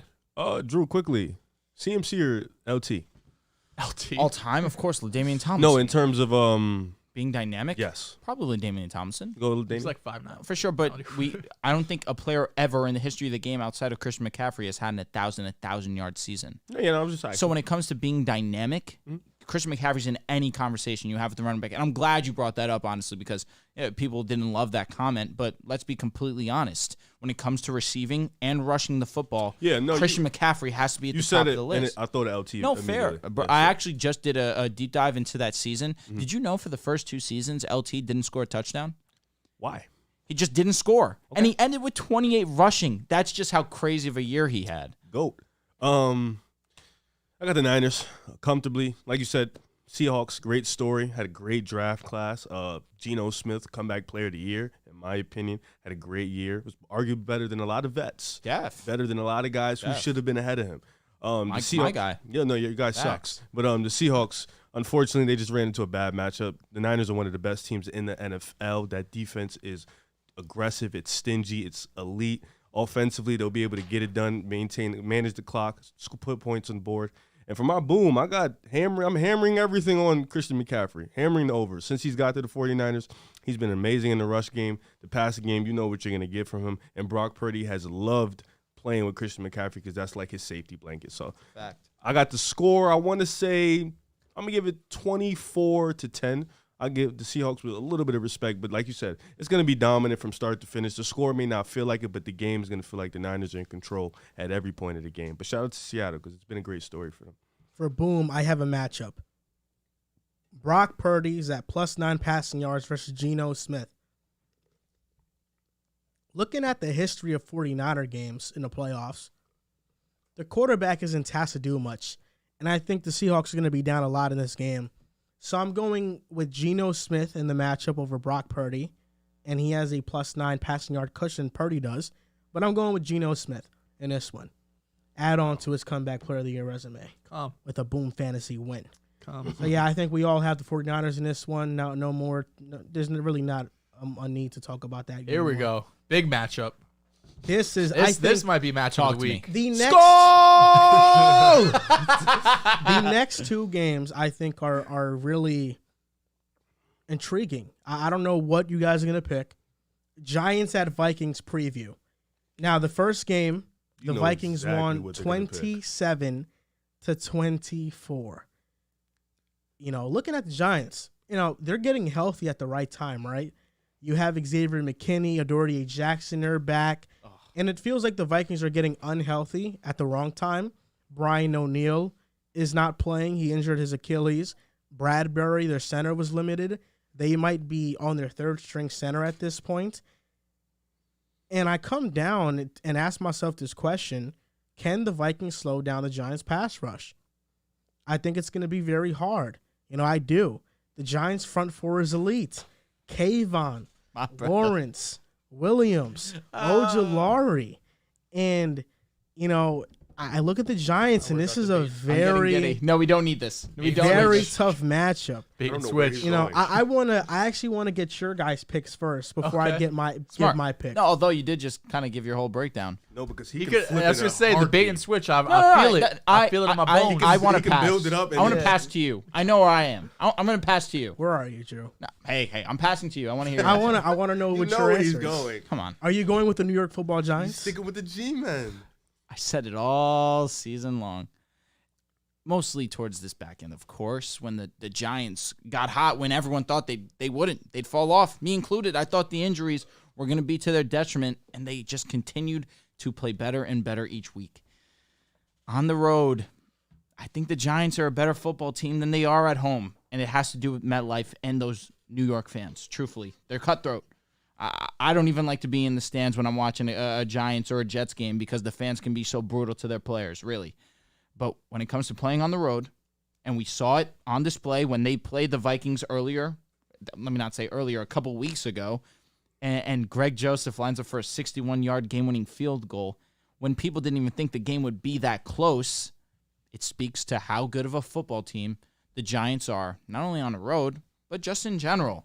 And how well Daniel Jones has progressed this season. Of course, we're going to talk about Brian Daboll later when we talk about our coach of the year. At least I will. But you cannot look at the success of the Giants and not look at Daniel Jones and not look at Saquon Barkley. And of course, you mentioned it on the defensive side of things in the pass rush. Kayvon Thibodeau has just come alive in the second half of this season. If he wasn't injured to start the season, he probably would be the leader to be Defensive Rookie of the Year. Honestly, that's how I feel, how dominant he's been of these last couple of weeks. You have Kayvon Dexter, who was just named to the Thibodeau players. Or Dexter Lawrence? No, Dexter Lawrence right now.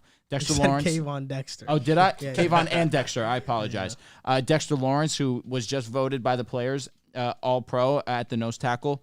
And you mentioned it. They're going to be on their third-string center right at this point. Dexter's going to have a field day. This pass rush is going to have a field day getting to the quarterback. And that turns the ball over to Daniel Jones and Saquon Barkley. And when it comes to a team running out the clock, there are very few that can do it as well as the Giants. Daniel Jones, one of the best rushing quarterbacks in the league. I don't care if you don't like that statement. It's a fact. Saquon Barkley, arguably the best running back in the league. this team can milk a lot of clock and beat the Vikings, and I believe they will beat the Vikings.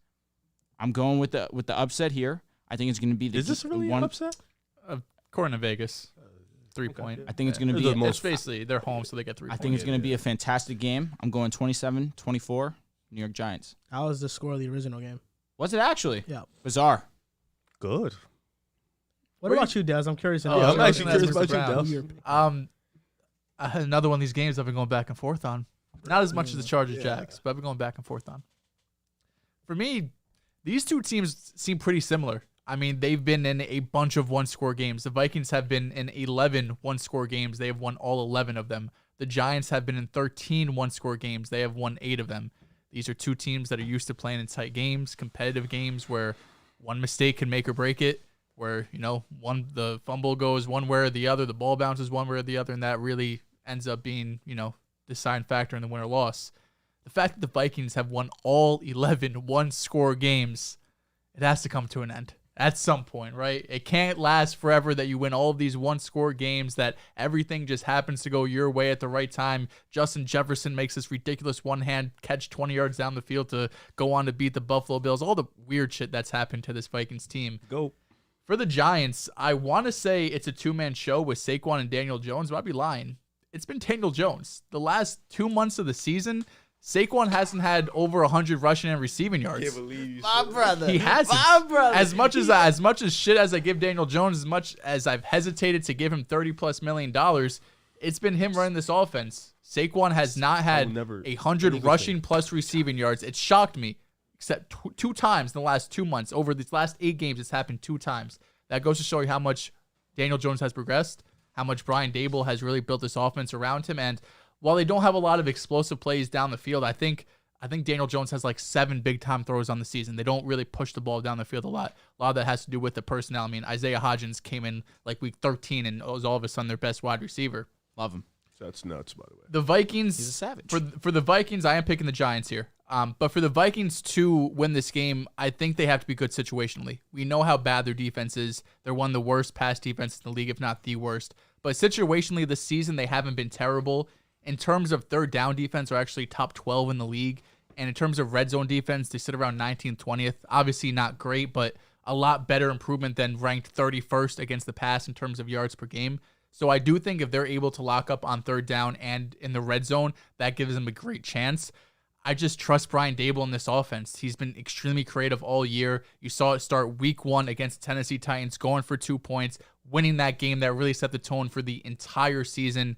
It's going to be a good game. It's going to be back and forth all game. I don't see any world where either team gets up by more than really a touchdown, unless they get some weird pick 6 or something. I think the Giants win a close one, 27-26. Now, Tucker Hoffman, super chat, $19.99. Tucker. Vikings are resilient. Tell me why they will make it out of the NFC, #skull. Now listen. The defensive line is a mismatch for the Vikings, there's no doubt. With that being said, Kirk Cousins is the most hit quarterback this season. He's been under pressure all year. The first matchup between the Giants and the Vikings, you'll look at the end of the game and be like, they won on a 61-yard field goal. But the Vikings were up in that game for most of the game.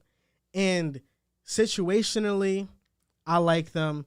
You say that the 11 games that they've won and won scores, they haven't lost one yet. That does worry me because, all good things must come to an end. And I definitely can see a scenario where we're here talking about, of course, the one loss is in the playoffs. It's so Vikings of them, right? And so Kirk Cousins of them. Just saying. This disdain you have for Kirk Cousins. The team that was down, 30-3 against the Colts. The same Daniel Jones, Tua Colts. Guy. It's the Colts. All right. 33 No, I'm saying is they were crazy. losing. They came back, but the fact that you're down in the first place is a fucking joke. Listen. And if that happens to the Giants, it's no coming back. You talked about how the Giants are the underdogs in this game. I really don't think they are. I know that I don't think they are. What are you talking about? You look at the Vikings record, you look at the Vegas odds, 13 and it's 4. like, oh, the Vikings are -3. But guess what? everybody that's betting this weekend is looking at that Vikings and Giants game like, I'm taking the Giants. Is everybody not taking the Giants? That means that they're not the favorites. Because I feel like everybody's taking the Giants. And guess what? Terrifies me. I think that they're in the Vikings locker room. You see how they celebrate after the game. Kirkio chains.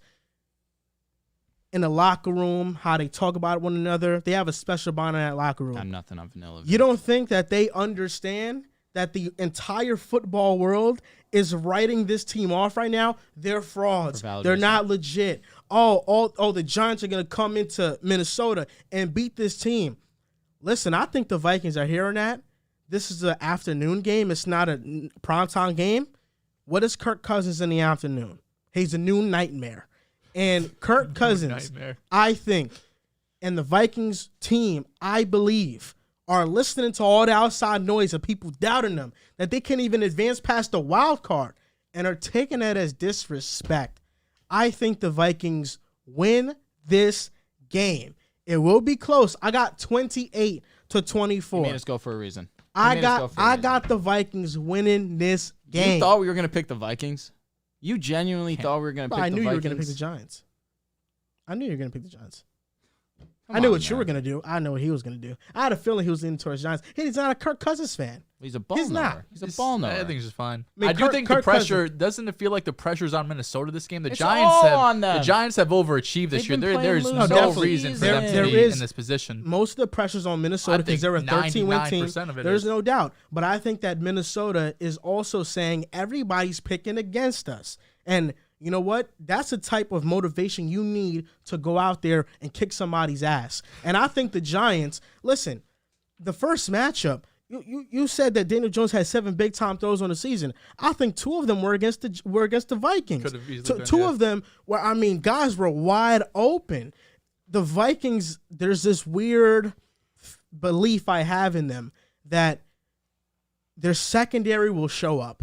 I just feel it. Really? First time all year. I think so. Game 19. Because the thing about the Vikings is that they give up these plays, but there's times when they really lock in. They lock up situationally. You must not know who Daniel and there's Jones nobody on the Giants that scares you as a receiving threat. You don't know about Isaiah Daniel Hopkins? Jones had 300-plus yards. He did it like twice all season, one of them against the Vikings. So I know. Listen, the Vikings secondary is bad. You're going to learn about Isaiah Hodgins. You're going to learn about Richie James. You're going to learn. My boom fantasy matchup for this game. Boom, boom. I got Saquon Barkley over +2 rushing yards against Dalvin Cook. Okay. That's what I have for today. Oh, it's a matchup? He's getting +2, yeah. I'm cool with that. I went with Saquon's over on rushing attempts. I am a sucker for rush attempts. That's where I make 17.5. That is the crib. I guarantee he'll hit that. Duke Shelley's been really fine this year. Patrick Peterson has moments. Duke Shelley has, remember when Zadarius Smith was dominant in the first half of the year? Remember when he was doing his thing? Yeah. Forget that Andrew Thomas exists. My brother. No, I'm just talking. They were getting pressure on him in the last matchup too. Remember that game where they were running a bracket coverage on Jettis and he still got the ball? I mean, it's Jettis. I know what we've seen. Dory Jackson's back though. Doesn't move me. Who knows? Take away Jettis, it's over.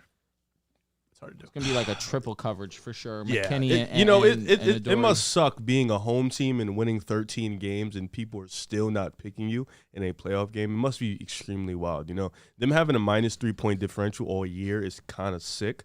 But if you look at their losses with the Vikings, they pretty much lost to, for the most part, all good teams.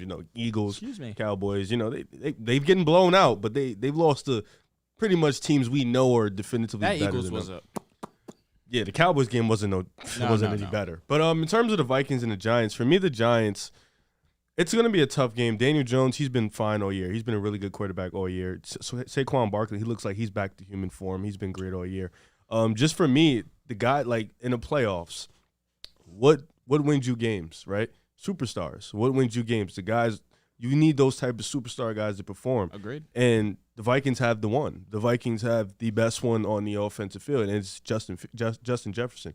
And Kirk Cousins has loved Jettis. He's saved them on countless occasions this year, and I think this is going to be the game where he saves them again. I think the Vikings will come in offensively when they are on their shit. There is no team that can stop them. They get in their groove and they get going defensively.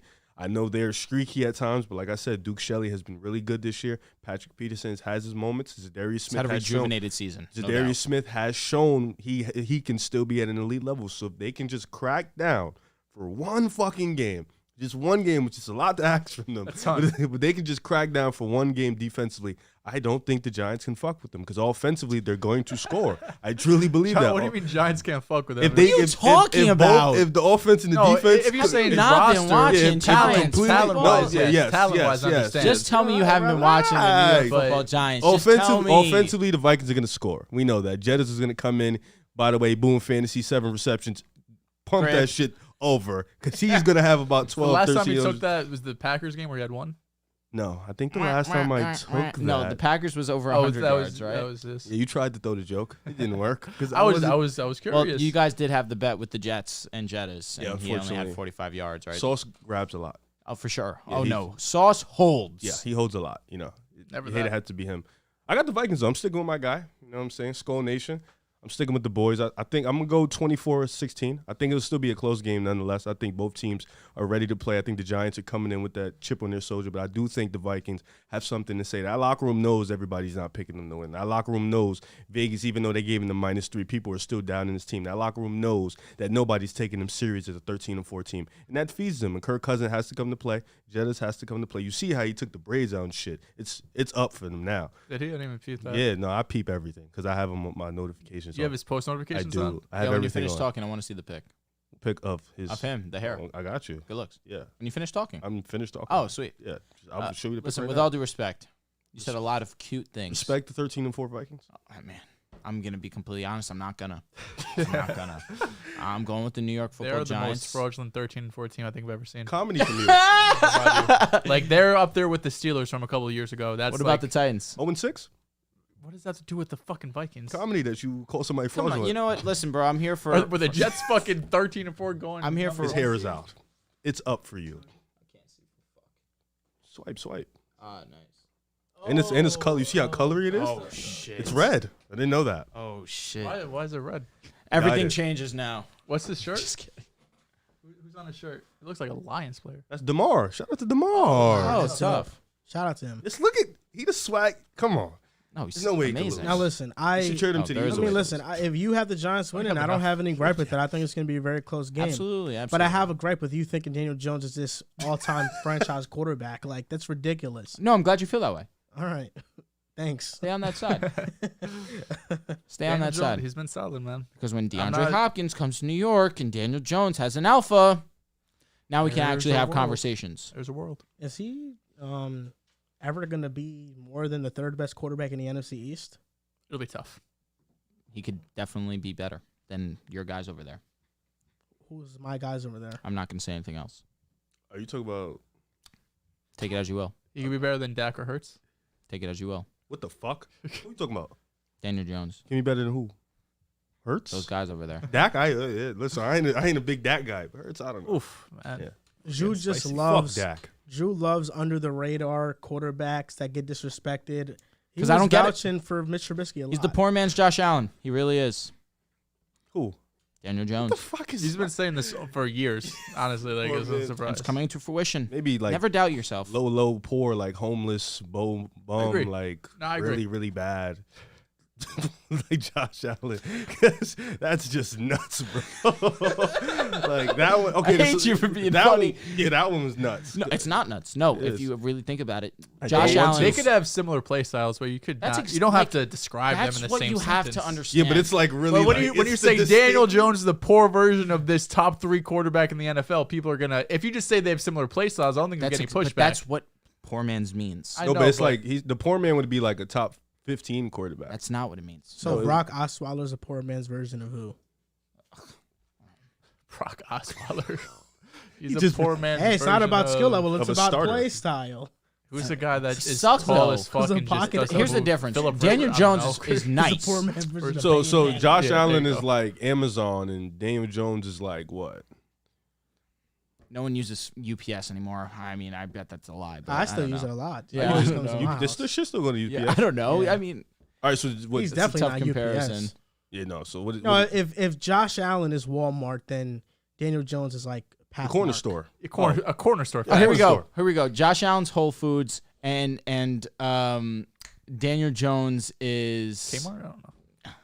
Kmart. Perfect. Josh Allen is the NBA, and Dame Jones is the Canadian League. No, y'all are disrespecting crazy. Obviously. No, this is Josh Allen. That's just what So how I can best equate it to is Jokic and Sabonis. There's a no, significant skill. no. That one's here. actually fine. No, this one's actually fine too, and you will realize that sooner rather than later. Because you laughed. Are you calling him stupid? I'm calling whoever's doubting this statement. I'm calling stupid. We are all doubting the state. So then you're all stupid. Because when I said the whole Sabonis and Jokic thing, poor man is, like my friend Joel said very perfectly, play styles, but not as good, clearly. But when it comes to Daniel Jones and Josh Allen, I couldn't see it better. He is the poor man's Josh Allen, and he's great. Cowboys at Buccaneers, Monday Night Football. Another great game. Another great one. Now, A great It's bad great. game. Yes, Ugly it could be game, very yeah. ugly. It I could be really very don't ugly. know which way you're going with this, Drew. Yeah, me So either. I'm curious in who you want to go Make with. me go first. Well, but you know That's some what? fuck shit. Actually, you'll go second My brother. because Dehls. Here we go. Remember, we're talking about in the regular season, Tom Brady. We can't doubt Tom Brady in the playoffs. We can't doubt him. And all Dehls will say is, like, I'm going to fucking doubt him all I want Okay, because Zach, I they're will. not a good team. So who's your pick? You got Picking the Cowboys. Dallas. I'm picking you got the Dallas. Cowboys. I'm not even Okay. thinking about it. Okay. Don't get me wrong. This, like I said, I think this is going to be an ugly game. I think there could be turnovers on both sides. I think we could see a lot of punts here. The Cowboys have not been playing the best football as of recently. They barely won at home against Gardner Minshew. They lost to Jacksonville at overtime after being up by 2 touchdowns at halftime. They lost to the Sam Howell-led Commanders. They scored 6 points. They lost 21-6. And Dak has 7 games in a row throwing an interception. Yeah. Is the highest or the most in the NFL 11 in the this last 7 season. games. The highest, or excuse me, the longest streak in the NFL. The Cowboys been playing bad recently. The Bucs been playing bad all season. That's the difference to me. They're constantly in close battles with the Falcons, Panthers, and Saints in their own division. They did beat the Cowboys. They went 8-9 this year with the wins over Week 1, Cowboys, Dak got hurt, the Saints, the Falcons, the Rams, the Seahawks, the Saints again, the Cardinals, which was an overtime game against Trace McSorley, and the Panthers. Now when they played playoff caliber teams, or maybe even teams that were like a game out, like the Steelers, for example, they lost to the Packers, who almost made the playoffs, the Chiefs, who we know is the 1 seed, the Steelers, who almost made the playoffs, the Ravens, who were in the playoffs, the Niners, who were in the playoffs, the Bengals, who were in the playoffs. All teams that are competitive, teams that have quarterbacks, teams that aren't led by your guy Sam Darnold or Baker Mayfield, whoever was starting when they played the Panthers. I was just getting rid They've just beat up on a terrible division with head coaches that have been fired, with Dennis Allen, who's a first-time head coach, and they still went 8-9. They barely got in. They had to do a must-win game against Sam Darnold and the Panthers to get to this spot, and they finished 8-9. And listen, I could easily see myself sitting in this chair this time next week and saying, of course, Tom Brady proves me wrong once again. I don't see it this year, though. Can I I just do add something think real the quick, Mel? Cowboys will win this game 28-20. How many times has Thomas Brady lost Wow. to the Dallas Cowboys?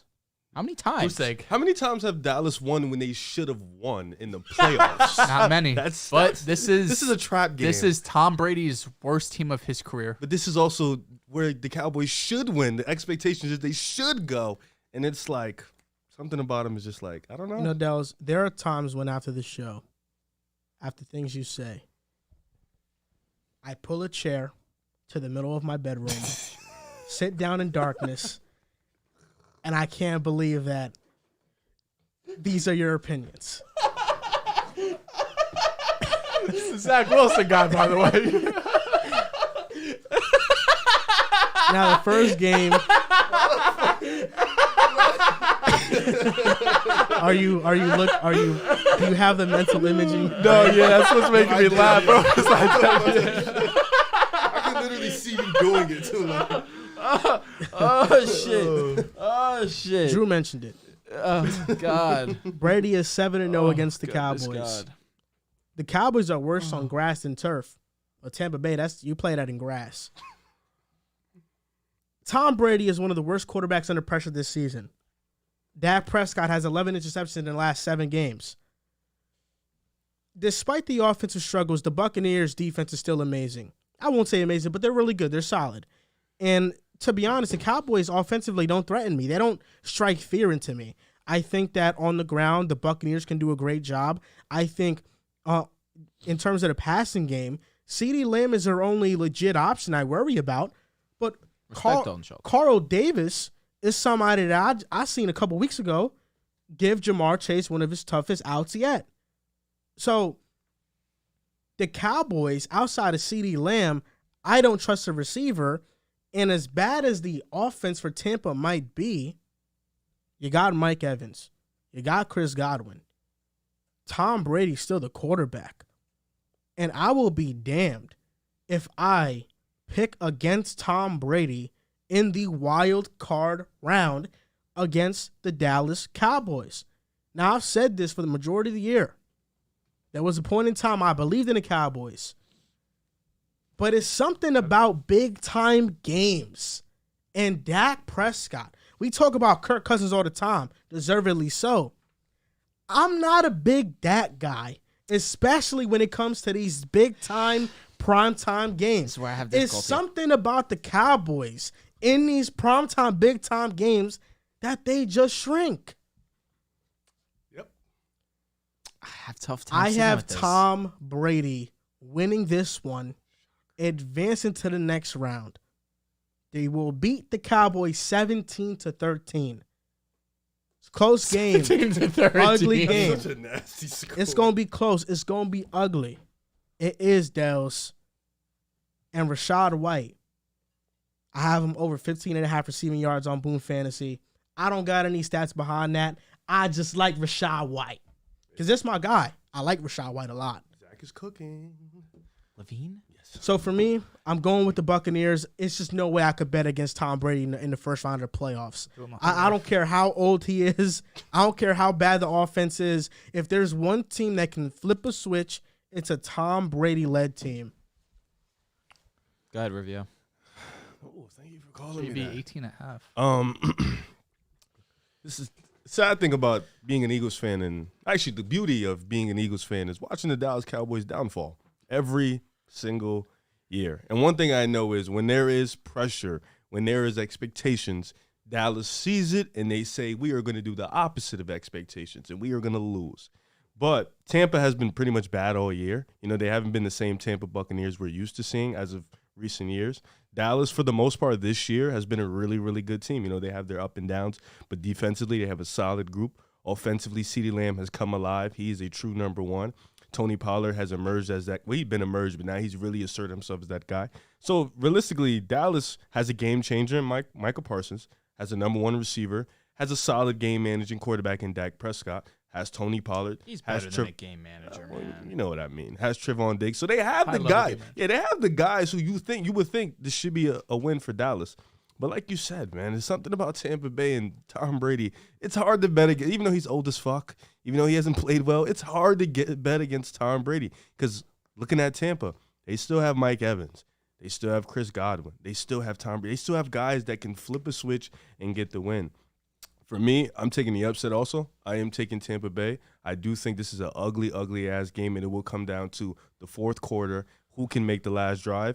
And if that's the outcome, which I think would be, I will 10 times out of 10, no matter what year, whether Tom Brady is 70 years old or 30 years old, I would take him over Dak to lead a game-winning drive. So I got the score being 20-13 Tampa Bay. So I sat here and wanted to go last to really come up with an answer. Because this, by far, to me, was the hardest matchup to choose from. Because there's both sides here that I like. That's obvious. Tom Brady going against the Cowboys. He's never lost to them. That is the reason why I can see myself leaning with the Buccaneers. Now, for the Cowboys, heartstrings. I love Ezekiel Elliott. Heartstrings. That was his first reason. I fuck with the Cowboys. I can't say I don't. I do. It was a Cowboys and Giants truther. Gross. But the thing that I have difficulty sitting with when it comes to evaluating Tampa Bay and the Cowboys is this disdain against Dak Prescott. And yes, he's turned over the ball a bunch over these last few weeks, no doubt about it. To be one of the league leaders in interception. Was he the league leader actually, missing games in interceptions, something like that? I don't know if he was one, but he was up there. So to be in that realm and to miss games is not ideal. But Dak has had to shoulder a ridiculous amount of this offense and team success due in part to the lack of defense that the Cowboys have had over these last couple of weeks. It's been a lot of Dak trying to shoulder just basically the entire team. But it has had to do in part with also him turning the ball over. What's going on, bud? He farted. Come on, bro. No, I didn't. He got up and farted again. Oh, bro. He did one of the. Yeah, he did. And then looked at me, looked directly at me. Right when he puts his hands up, it's You don't think over. Dehls It's would have over. noticed it, bro? Bro, you didn't looked see it, right. bro. That's how I knew noticed. you farted. You made the noise, and then you looked directly at me, bro. I knew knew you something did it. was off when Riv was he was moving around too much, and I'm just like, I gotta see what's up. Guy Come is on, nuts, man. bro. It was a loud. I don't know how you I didn't hear don't. that. They, shit, they bro. don't be smelling either. And They don't. It's just they're loud. I Broby can rip hear it them. ass. No, I don't smell it. But The seat I press do stinks. think Dak will have a good game.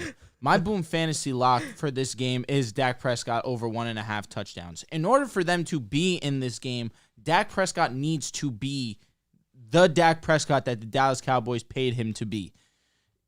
This Buccaneers secondary is solid. It's one of the better in the league. For once, their rush defense hasn't been up to par. It's been their secondary really holding down the fort. And I think that Dak needs to come to play. But I just find it hard to pick against Tom Brady. Ultimately, that's what it comes down to. I think the Dallas Cowboys are the better team. I firmly do believe that. Yeah, they are. But I just can't, in this situation, pick against Tom Brady because you mentioned it. Against mid-level teams, they've been able to clutch out victories. The one that sticks out to me mostly is that Panthers game. They were down 2 scores, and they were able to come back and win the game. Put up 20 points in a blink of an eye. Because that's just what a Tom Brady-led offense can do. Ultimately, I am choosing the Buccaneers. And this is probably the hardest matchup by far that I've had to choose in a long time. Where I do think the Cowboys are the better roster. Ultimately, I think Tom Brady is just too. I like too, it. I like being too much of being an solo offensive on this, mind. man. I like It's it. very hypocritical of Dehls to talk about the Buccaneers' cakewalk of a schedule when you picked the Jags over the Chargers and mentioned all the cakewalk games the I Jags was gonna had say to the get Jags into the have playoffs. cake The walks, Jags. bro. The Jags have You're been picking playing. Trevor Lawrence over Herbert, The Jags have been playing better football than the Bucks. and you're picking Dak Prescott over Tom Brady. I'm picking the Cowboys over the Buccaneers. Who are the quarterbacks that lead those teams? It is Tom Brady and Dak Prescott. I had to think about it Okay. Word. Listen, you're a Tom Brady hater, no doubt. for sure. I love Tom. Undoubtedly, I love as Tom. Riv would say. I love Tom Brady, I know you're sick. and he's gonna clutch out this win, baby. It won't shock me. He is. He's done it to me my whole life. Chris wrong. Bass donated $4.99. If the Shout out, Chris. Falcons had a quarterback, this is us versus Dallas. Shout out to Atlanta for beating the 2-win I'm allegations insane. y'all put on them. Are Atlanta fans happy they won 6 games, 6-11, right? Something like that. Are they happy? Maybe it's just me being a Jets fan and like however many years we're rebuilding. I just hope for like number 1 overall pick. When I'm like in Atlanta or whoever fan that's like kind of minted to make the playoffs, like, are you happy that you beat the 2-win allegations? Now you're picking at 9 instead of top 3. That's how I always felt about the Broncos. If we're gonna be bad, be bad. It's terrible. Be bad. Yeah. I don't 'Cause want now you to be you're- mid. I mean, Ritter showed some flashes, but enough to like go into next year with him being your no doubt about it QB1. Yeah. I don't think I've seen that. kind of good. No, he's progressed for Yeah. sure, but they didn't give him a lot of time to like. I wish he played for 10 games, not 4 or 5. So, NFC wildcard predictions. First game we're gonna pick Seahawks versus 49ers. Going with the Niners should be an easy one. Sweep across the board. 49ers, everybody's going with Niners. Giants at Vikings. Upset of the week. I'm going with my G-men. Skull. Are you gonna go? I'm Dead going. silence. Well, I thought he was gonna go because I thought it was gonna be Giants. Yeah, both just smiling at each other. I'm going with the Giants as well. Close game, 27-26. Listen, I don't know if the Giants are really favorites because I don't know if the Giants are really underdogs because I feel like everybody is picking against Minnesota. I think the Vikings know that. I think the Vikings get this win. They're 13-4 for a reason. 11 wins in one-score games. Kirk Cousins is clutch-yo. He's clutch. I said it before. He's clutch. 11 game-winning drives. 11 fourth-quarter comebacks. Kirk Cousins is him. Wish I could just go into your mouth and take that word out. Cowboys at Buccaneers. Cowboys versus Buccaneers. You see, everyone's making this out to be Tom Brady. What y'all going crazy about? Everyone's making this out to be Tom Brady versus the Cowboys. Tom Brady. No, it's 11-on-11 football. Team versus team. Todd Bowles has not been a good coach. He hasn't. What's Mike McCarthy? He hasn't. He's better than Todd Bowles at the minimum. Barely. What happened to Leftwich? I thought he was going to be the next great hot OC that turns into a head coach. Nobody wants him now. I'm going with Tom Brady. Bucks No. upset. Dallas Cowboys, they're due. They need a playoff win. Dak needs to prove his contract. They win 28-20. No part about me feels good picking Tampa Bay. I don't feel good, but I'm doing it. What about you, Riv? Oh, I said Bucks. Why'd you NFL guys go awards. so crazy? You said You said you keep want to wanting go, into you want to somebody's go mouth. into his You've been mouth. bugging today. And take the word out, bro. You've been today's been you've been on one today. Now, before we It's get on rich to coming from NFL you. awards, this is William with a smiley face. $10 donation. What do y'all think Aaron is going to do this upcoming season? He was saying at the beginning of the season that if the rookies developed, it would make the decision easier to come back. Wait, Aaron said that? Yeah. No, I don't know if he said that or not. Aaron That's what also he said. not being present for the Tuesday Pat McAfee show was shocking. What if Aaron was around for OTAs all the time and he, flew some guys out to have, catching drills together, pitching? Like, why couldn't Aaron put some stuff together before the season to gain some connection with these guys and didn't bash them in the preseason, early in the regular season for drops and all these miscues? You have to blame Aaron Rodgers a little bit for this. Listen, Aaron Rodgers is a quarterback that is one of the greatest to ever play the game. And if he does indeed keep on playing football, I want him to play for a team that has a shot to win a Super Bowl legitimately. The Packers have too many holes on the roster.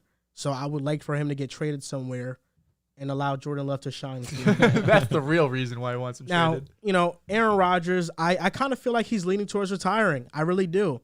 I think that he's kind of done with the whole everything around football. Not so much football, but just everything Everything's around all like it. prickly with him. Yeah, I think he's kind of done with all that stuff. And listen, I think Jordan Love needs to play, man. Jordan Love needs to play. to find out whether he's not good or not, No, or not to good or showcase. good. Agreed. How good he is. Okay. I think he leans towards retirement too. He has a no trade clause, I believe. I'm almost certain, actually. So wherever he goes, he could decide. It's Maybe tough. that the Jets fire LaFleur. Maybe the Jets Yeah. know he doesn't want to come where his brother was with Matt LaFleur and Mike LaFleur. Maybe that's why the Jets move on because they got Aaron I'm Rodgers. sorry. Did you do this on purpose? What? 7, 8, 9, 10. What are you talking about? Geno Smith 7, Kirk Cousins 8, Joe Burrow 9, Justin Herbert 10, or is that just coincidence? That's just coincidence. If it was in order, then it'd be Fucking fishy. spooky. Goodness. No, I didn't do that. We had a chance too. Damn, because the NFC and the AFC folded. Divisional round is going to be very intriguing Oh my next week to God. make our picks. I do. Oh yeah, no, it's gonna be tough. Really, It's gonna be tough. some of this next month of football is just some of the best. It's gonna be tough, but I do feel confident in who I'm gonna select. It should So- miss the playoffs. Our NFL awards: MVP, Offensive Player of the Year, Defensive Player of the Year, Offensive Rookie of the Year, Defensive Rookie of the Year, Comeback Player of the Year, and Coach of the Year. Yes, sir. This could get boring. I guess, I think this could get bored too. I'll be honest. I'm just gonna give all my picks right All away. Go ahead. Oh, You we're know, not going. MVP. I know. This guy likes to be particular. MVP. I don't say anything. Never just let him do easy, him. Never easy. Patrick Mahomes going with the MVP. I think Yeah. that's pretty easy. Lucky got hurt. That was my hot take of week 1. My overreaction. Mahomes wins MVP. Oh, hot. He won MVP. Oh my God! So I bad. can't believe you predicted that. Offensive Player of the Year. I got Justin Jefferson. Offensive bless Player of the Year. you. God Thank bless you. guys. Thank you. And Justin Jefferson, I betted on him before the season to win Hey, Offensive Player of the Year, Neat. and it's gonna cash out because I think he will win that award. Stick to I'm gonna make- FanDuel I'll and make not it. betting with us. You'll win Stick some to cash. Boom Fantasy, man. Boom Fantasy. What am I saying? You're a fed.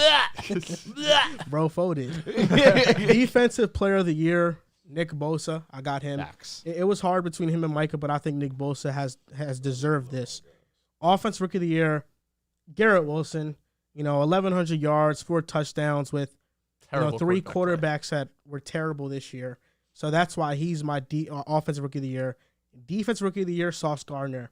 I think he has to be the pick here, for me, undoubtedly. Comeback Player of the Year, Geno Smith. 4,000 passing yards, 30 touchdowns, 11 INTs. People was doubting him at the completion table. percentage, Oh, 70%. I still don't know if he's a franchise guy. And now listen, Could be a bridge. last show, Dehls made some comments that were false information. Yo, I'm glad that he's been it's a you and him what's the rivalry. issue? And Yo, I'm glad that this Joel's what come onto the show and false I've been information? skated. this the thing, Dehls, is that I don't like misinformation on the internet, on the podcast, on shows, on networks. I don't like misinformation. So when my co-host gives out information, it's my responsibility to check you. Okay. And he said that Geno Smith fell off in the second half of the season, but that's somebody looking at the wins and losses. But Geno Smith in the second half of the season, 15 touchdowns, 7 interceptions, 66 completion percentage, 260 yards per game, and a 96 passer rating. I guess it wasn't his 110 passer rating, right? Solid. But Geno Smith was still a great quarterback for in sure. the second half of the season. First half 8 games though, he was like 71% completion percentage. Yeah, his So touchdown he went from a top 6 quarterback to a top 10 quarterback statistically. Well, all I said was he fell off, which he did. I didn't say he became bad. You said he was mid. I still don't believe in him long term. So Geno Smith, man, he deserves this. I love Geno Smith, former Jet quarterback he's putting succeeding. out false information on me. That's I love false that. information. What I said was true. Coach of the Year, You don't like to hear the truth sometimes, man. Kyle Shanahan. Bad trait. Yep. 13-4, has dealt with 3 different quarterbacks. I know, listen, Brian Dable has done a lot of great things. He deserves credit. But I think Kyle Shanahan is the best coach in the NFL right now. Especially when we talk about offense, him and Andy Reid, they're in the class of their own. But Kyle Shanahan, my goodness. Yeah, I think he's coach of the year. I have basically this. I think everyone's the same. Mahomes for MVP, Jettis offensive player, Bosa defensive player, Garrett for rookie of the year, Sauce defensive rookie of the year, Geno comeback, coach of the year. I have Shanahan too. I know a couple weeks when we did our bracket, I did have Sirianni, but these last couple weeks, the first time anything goes wrong for the Eagles all season, obviously quarterback goes down, but back-to-back L's. I think that's a big knock on his record for coach of the year, especially when there's not this 3-4 game difference in wins like it was earlier in the season, especially when the Eagles, started off 11, 12-0, whatever it was. Now it's back-to-back. I think their Eagles have 1 game on them, I want to say. They end up getting the 1 seed, but just by the skin of their teeth with Jalen Hurts coming back, playing injured week 18, getting that W against the Giants. So I have basically all the same guys you have. I do think if there's anyone for number 2 coach of the year, I would give it to even Dable over Sirianni for just how much, I said the last episode, this is the biggest overachieving roster I have ever seen in my life. No doubt. Credit to Dable, credit to the progression of Daniel Jones in this team. But I did give it to Shanahan because Brock Purdy, Mr. Irrelevant, last pick in the draft. He comes in and he's been nothing short of spectacular for this offense. You know why I love that take for you? Because people tried to accuse you of just saying anything. Oh. That's why I love that take for you. Silly fucking rabbits. But here we go. My NFL awards, because Brock Purdy is indeed handsome and amazing. Most valuable player, Mahomes. Offensive player of the century, Jettis. Defensive player of the year, Nick Bosa. Offensive rookie of the year, Garrett Wilson. Defensive Not Brock rookie. Purdy? Nah, unfortunately, I couldn't give it He to was my getting boy. some love. If he would have played all He year. climbed up to 3rd or 4th. If he would have played all year, I would have given And it if to him. KP would have made the playoffs, I know he would have gotten some votes. Defensive rookie of the year, Sauce. Comeback player of the year, Geno. And I actually gave coach of the year to Brian Dable because of a lot of things that I you respect said. that, for He sure. overachieved. And I know Shanahan, he's one of the best coaches in the league. He gets a new quarterback. He still does his thing. But Brian Dable with basically no offensive weapons, dealing with a lot of injuries on the team, able to crawl this team to the playoffs. So I have to give credit for that. So I have Brian Dable as my coach of the year. All right, so if you guys heard any of these names before, I apologize. I'm just going off the facts. MVP, Patrick Mahomes. We're going to skip over that. I was sick about that. Listen, facts. Hurts doesn't get hurt. That's MVP. Offensive player of the year, Jett is spectacularly in the league in yards. He was just phenomenal. 1,800. He's a savage. Best receiver in the league. Defensive player of the year, Nick Bosa. Micah Parsons folded. This was his awards for the taking. He fell off. Nick Bosa just continued to be dominant. And, of course, he's a part of the best defense in the league and due part to his play. That's the defensive player of the year. Offensive rookie of the year, Kenneth Walker definitely deserves acknowledgement. However, it's got to be Garrett Wilson to go through the carousel of quarterbacks and to still put up over 1,000 receiving.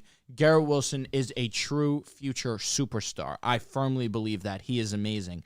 Defensive Rookie of the Year. This was closer than I think a lot of people want to admit. I think the Defensive Rookie of the Year is Sauce Gardner. I do want to give respect to Tariq Woolen. He did give up less yards in coverage than Sauce Gardner. However, he did give up 2 more touchdowns than Sauce. It was one of the closest Defensive Rookie of the Year races at the cornerback position we've seen in a long time. Back to the corners when it's huge. No doubt. And I would have loved to, listen, if you give Coe, hey, I wouldn't have been upset, but Sauce definitely deserves it. He was phenomenal all season long. My comeback player of the year, it's going to be Geno Smith for the fact that he was not supposed to do any of this. I want to give acknowledgement to Saquon Barkley for going under 600 rushing to over 1,300 rushing, double-digit touchdowns, going from 3.7 a carry to going to 4.4. I mean, it's a true testament to his grind. Of course, we can give credit to my coach of the year, Brian Daboll, of course. Dable, excuse me.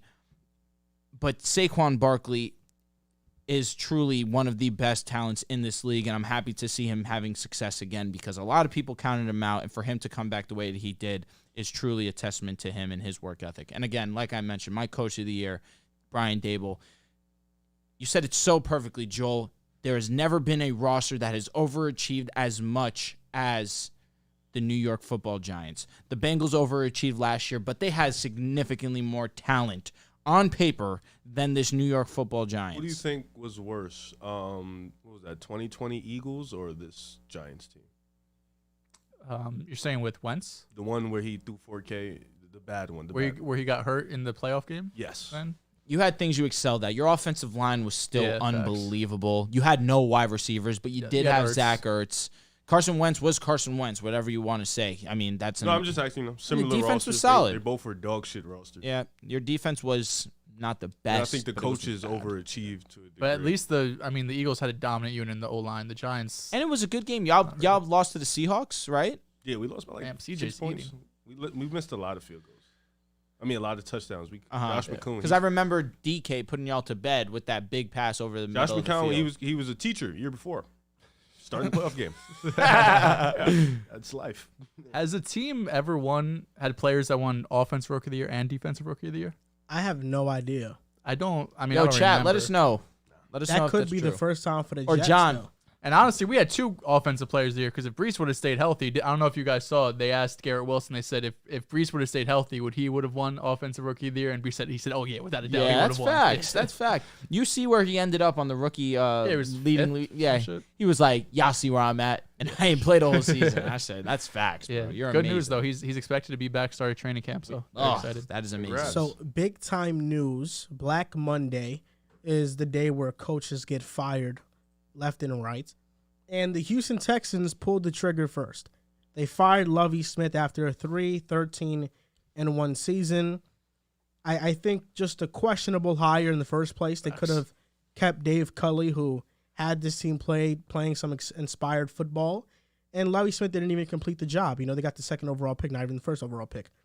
No respect. So the Texans so far have requested to interview all these coaches. Eagles defensive coordinator Jonathan Gannon, Eagles offensive coordinator Shane Steichen, He's gone. Lions OC Ben Johnson, 49ers DC D'Amico Ryans, Broncos DC Ajiro Rivero, and Giants OC Mike Kafka. There's another guy we're supposed to lose. I forgot his name. I think he's the defensive coordinator or something like that. Jonathan Gannon. No, then the offense. We were supposed to lose 2 coaches this offseason. I just forgot the other guy's name. So, what do you think about the Texans and firing Lovie Smith and the options they have moving forward? It seemed as if at the beginning of this, in this offseason, this past offseason, it seemed as if they didn't want to bring Lovie Smith in. But, you know, they ultimately ended up, there was a lot of scrutiny going on in the coaching field, everything going on with Brian Flores. I think, from what I remember, they wanted to bring in McCown to be their head coach, but then decided last minute to give the gig to Lovie Smith, all to fire him after 1 season. It's really a smack in the face and disrespectful to Lovie Smith, if you ask me. But again, you're 100% right.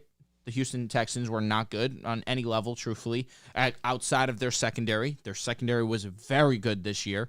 But this team ultimately has a ton of holes, and to pinpoint it on just Lovie Smith is really unfair.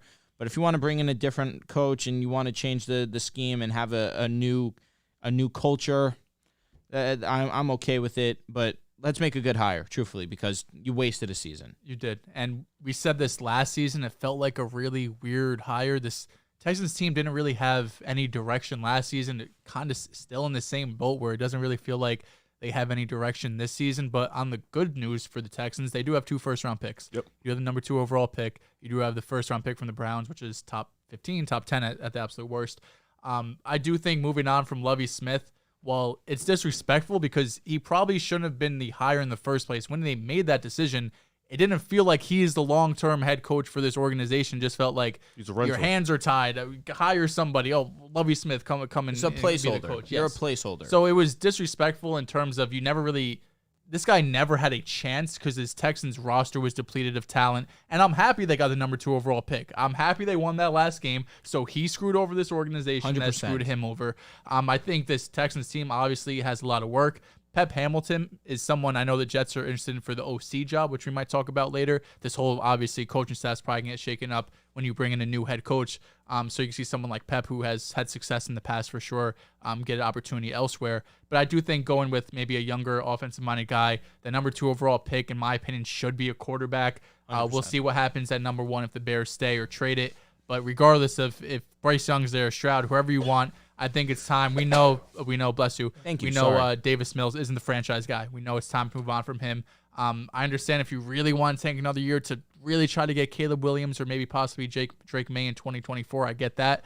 But I think taking a quarterback at number 2, offensive mind, young guy, you have the first-round pick, like I mentioned, take a receiver, get someone opposite of Brandon Cooks, Nico Collins there. I mean, maybe you could get something going on the offensive Brandon side. Cook's saying he wants out. Yeah, he said That's true. That is true. Brandon Cooks is, now I'm thinking about it, most likely out. He's close to 30. It was 3 coaches. You said Shane Steichen? Steichen. And Brian Johnson was the quarterback coach. He is a dark horse to possibly leave, too.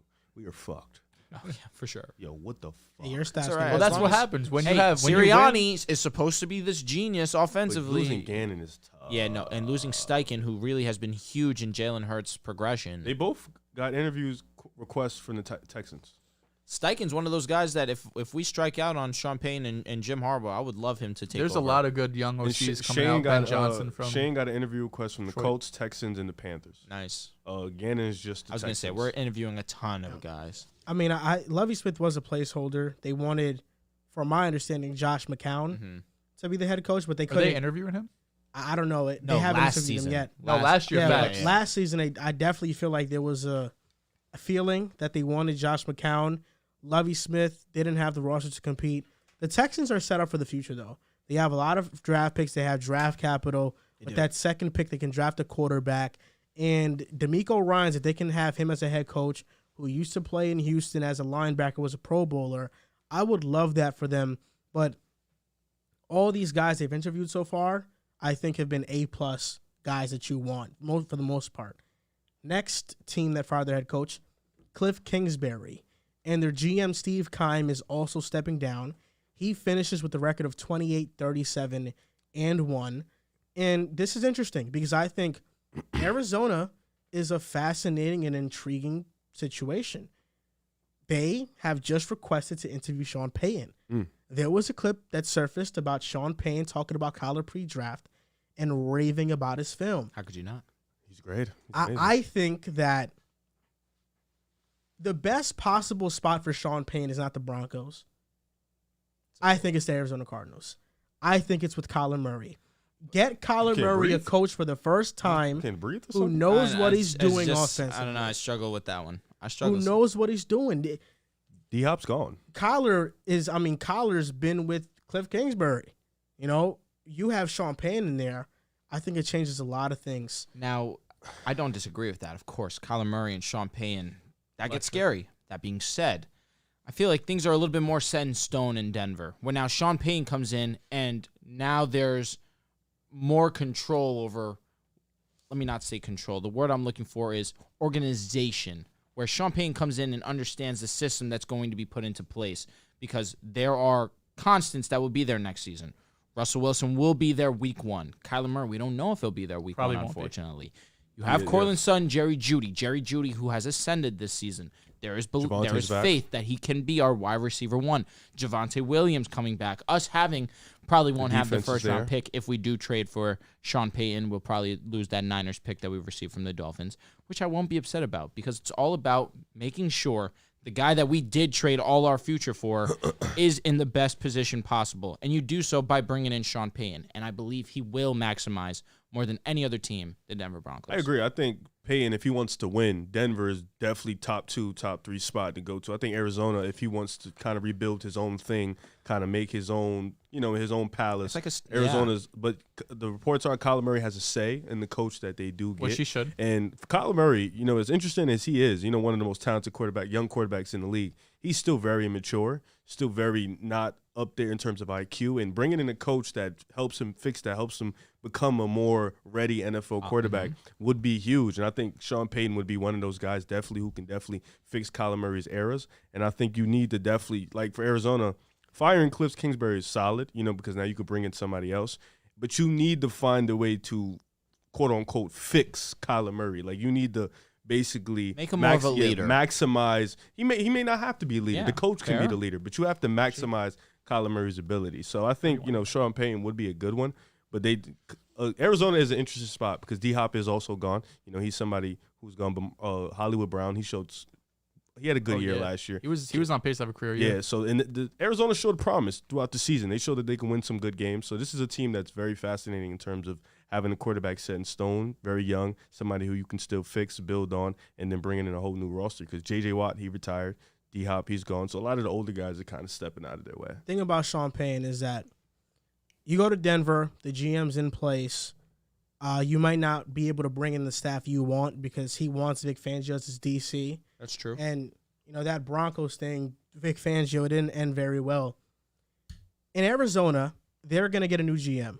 Probably going to be an in-house hire. I'm assuming it's Adrian Wilson, who was a great player for Arizona for years. So Sean Payton is going to now come into a situation where the GM and him are aligned. They see eye to eye. George Pan and him, who knows? Who knows what that relationship is. You can bring Vic Fangio as your DC, and the system in place in Arizona right now is not much different than what Vic Fangio has been coaching. Vance Joseph coaches a similar defense. I like Arizona a lot for Sean Payton and for Kyler Murray's career. Finally pairing him up with a quarter. Real quick, shout out John. The last duos who won Rookie of the Year was Alvin Kamara, Marshawn Lattimore. So it has been done before. That was like 50 years. Excuse me. That must have been 4 or 5 years ago? 2017, yeah. So now the next team on this list. Fuck me, I guess. Oh, you didn't talk about. What happened? You didn't talk about. I want to talk just a little bit, yeah, You didn't because speak? I didn't know. Oh, we went shit. all the way I swear around, you and then did. Joel talked twice. My bad, No bad. problem, no problem. Speak your mind. It was weird last season when Kliff Oh. got that extension. Fuck. Come on, bro. When Kliff got that extension last year, it felt weird because they made the playoffs. They improved year to year, but then in the playoff game, they absolutely stunk it up.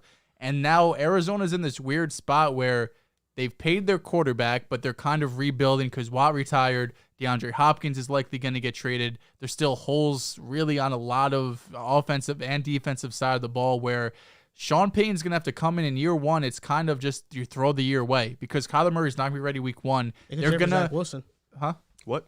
They could trade for Zach Wilson. Oh my Okay, God. they could. I don't think they're going to trade for Zach Wilson, but I mean, Kyler tore his ACL, week 13, 14 the season. He's not going to be ready week one. You pay this guy $100 million. You're going to take your time with him. There's a good chance he's not ready till week 4, 5, 6. Who knows? Week 10 of the season if you really want to be cautious with him. So I don't know if Sean Payton wants to go there where he has to throw away year one. On the other hand, with Denver, it's going to be harder if he really wants Vic Fangio. And while I think, especially to close the year, Russell Wilson played really well. He completely turned around, especially towards that, When it really didn't the matter entire anymore. season. He turned it around, which I think you should be very thankful for a Broncos fan, because Ooh, when that's you're tough. looking at someone like Sean Payton, he wants to be able to say, I don't have to come in and completely, throw everything away and rebuild everything. At least you've seen some success in this system with Russell Wilson that could kind of work out. It's going to be intriguing. I was definitely wrong with the whole you're not going to trade a first-round pick for Sean Payton. Whoever ends up getting him is going to have to trade a first-round pick. It's just really a matter of, does Sean Payton want to coach one of these teams? Does he want to go and coach Arizona without Kyler Murray year one? Does he want to coach the Broncos where there's not as much flexibility with the roster because of all the money you're paying Russell Wilson? So I think it's going to come down to a matter of where Sean Payton wants to coach, if he wants to coach at all, or if he takes another year off and hopes next season there's a better spot for him. I think George Patton made one mistake, and then we can move on. George Patton's one mistake was bringing in Nathaniel Hackett. We saw how limited he made this offense because he leaves immediately. We start putting points on the board. Now, you bring in Sean Payton, one of the best offensive minds this game's ever seen. Things change. And, of course, we've heard this tune before, and when I talk about the Broncos, people think that obviously I'm biased, but I mean, when it comes to Sean Payton, there's really no being biased. He comes in, we see the progression in Judy. We see Russ and what he was capable of without Nathaniel Hackett calling plays.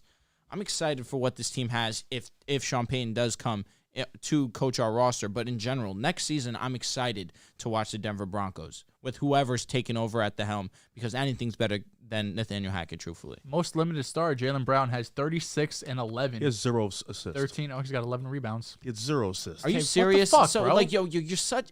Are you He's dead got ass? 11 rebounds. Are you dead ass? Wait.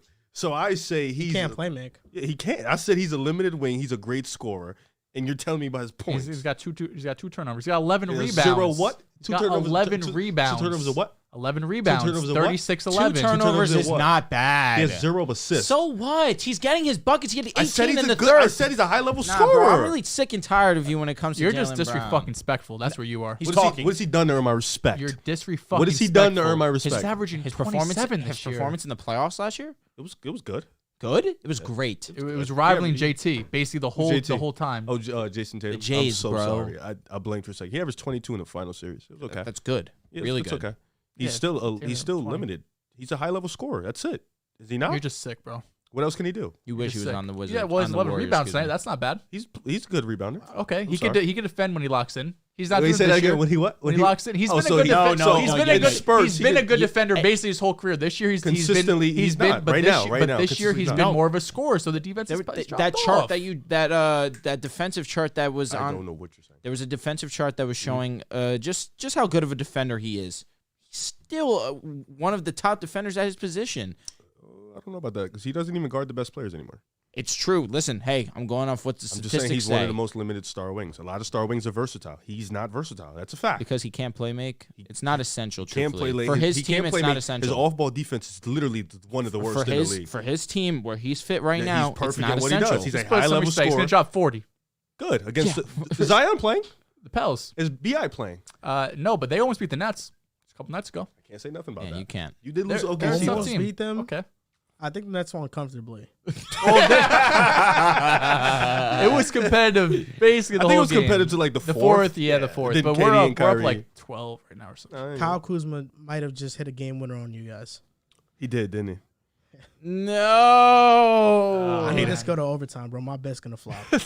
So speaking about the Broncos, they fired Nathaniel Hackett. You guys finished 5-12 on the season.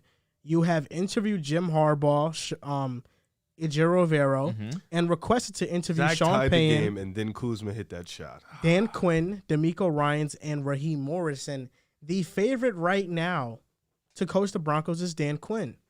But Which is obviously you nuts. want Shoot me. Sean Payton. is But nuts. Dan Quinn is up there as a guy that might coach the Broncos. I know, I did see that. And truthfully, I don't need a defensive mind. The only benefit to Dan Quinn coming in would that be, of course, he would bring a star-studded cast with him, supporting cast, offensive coordinator. And, of course, Dan Quinn is a solid defensive guy, and our defense is great, and that would just hone in that defense that we have. But I want an offensive guy because I want someone to really maximize what we have. And Zach that's really Levine this. just did some dumb shit, bro. What did he do? Bro dribbled into the elbow and took a mid-range jump shot down 3. He'd be dumb. He just Stop it, man. We were just praising him all night.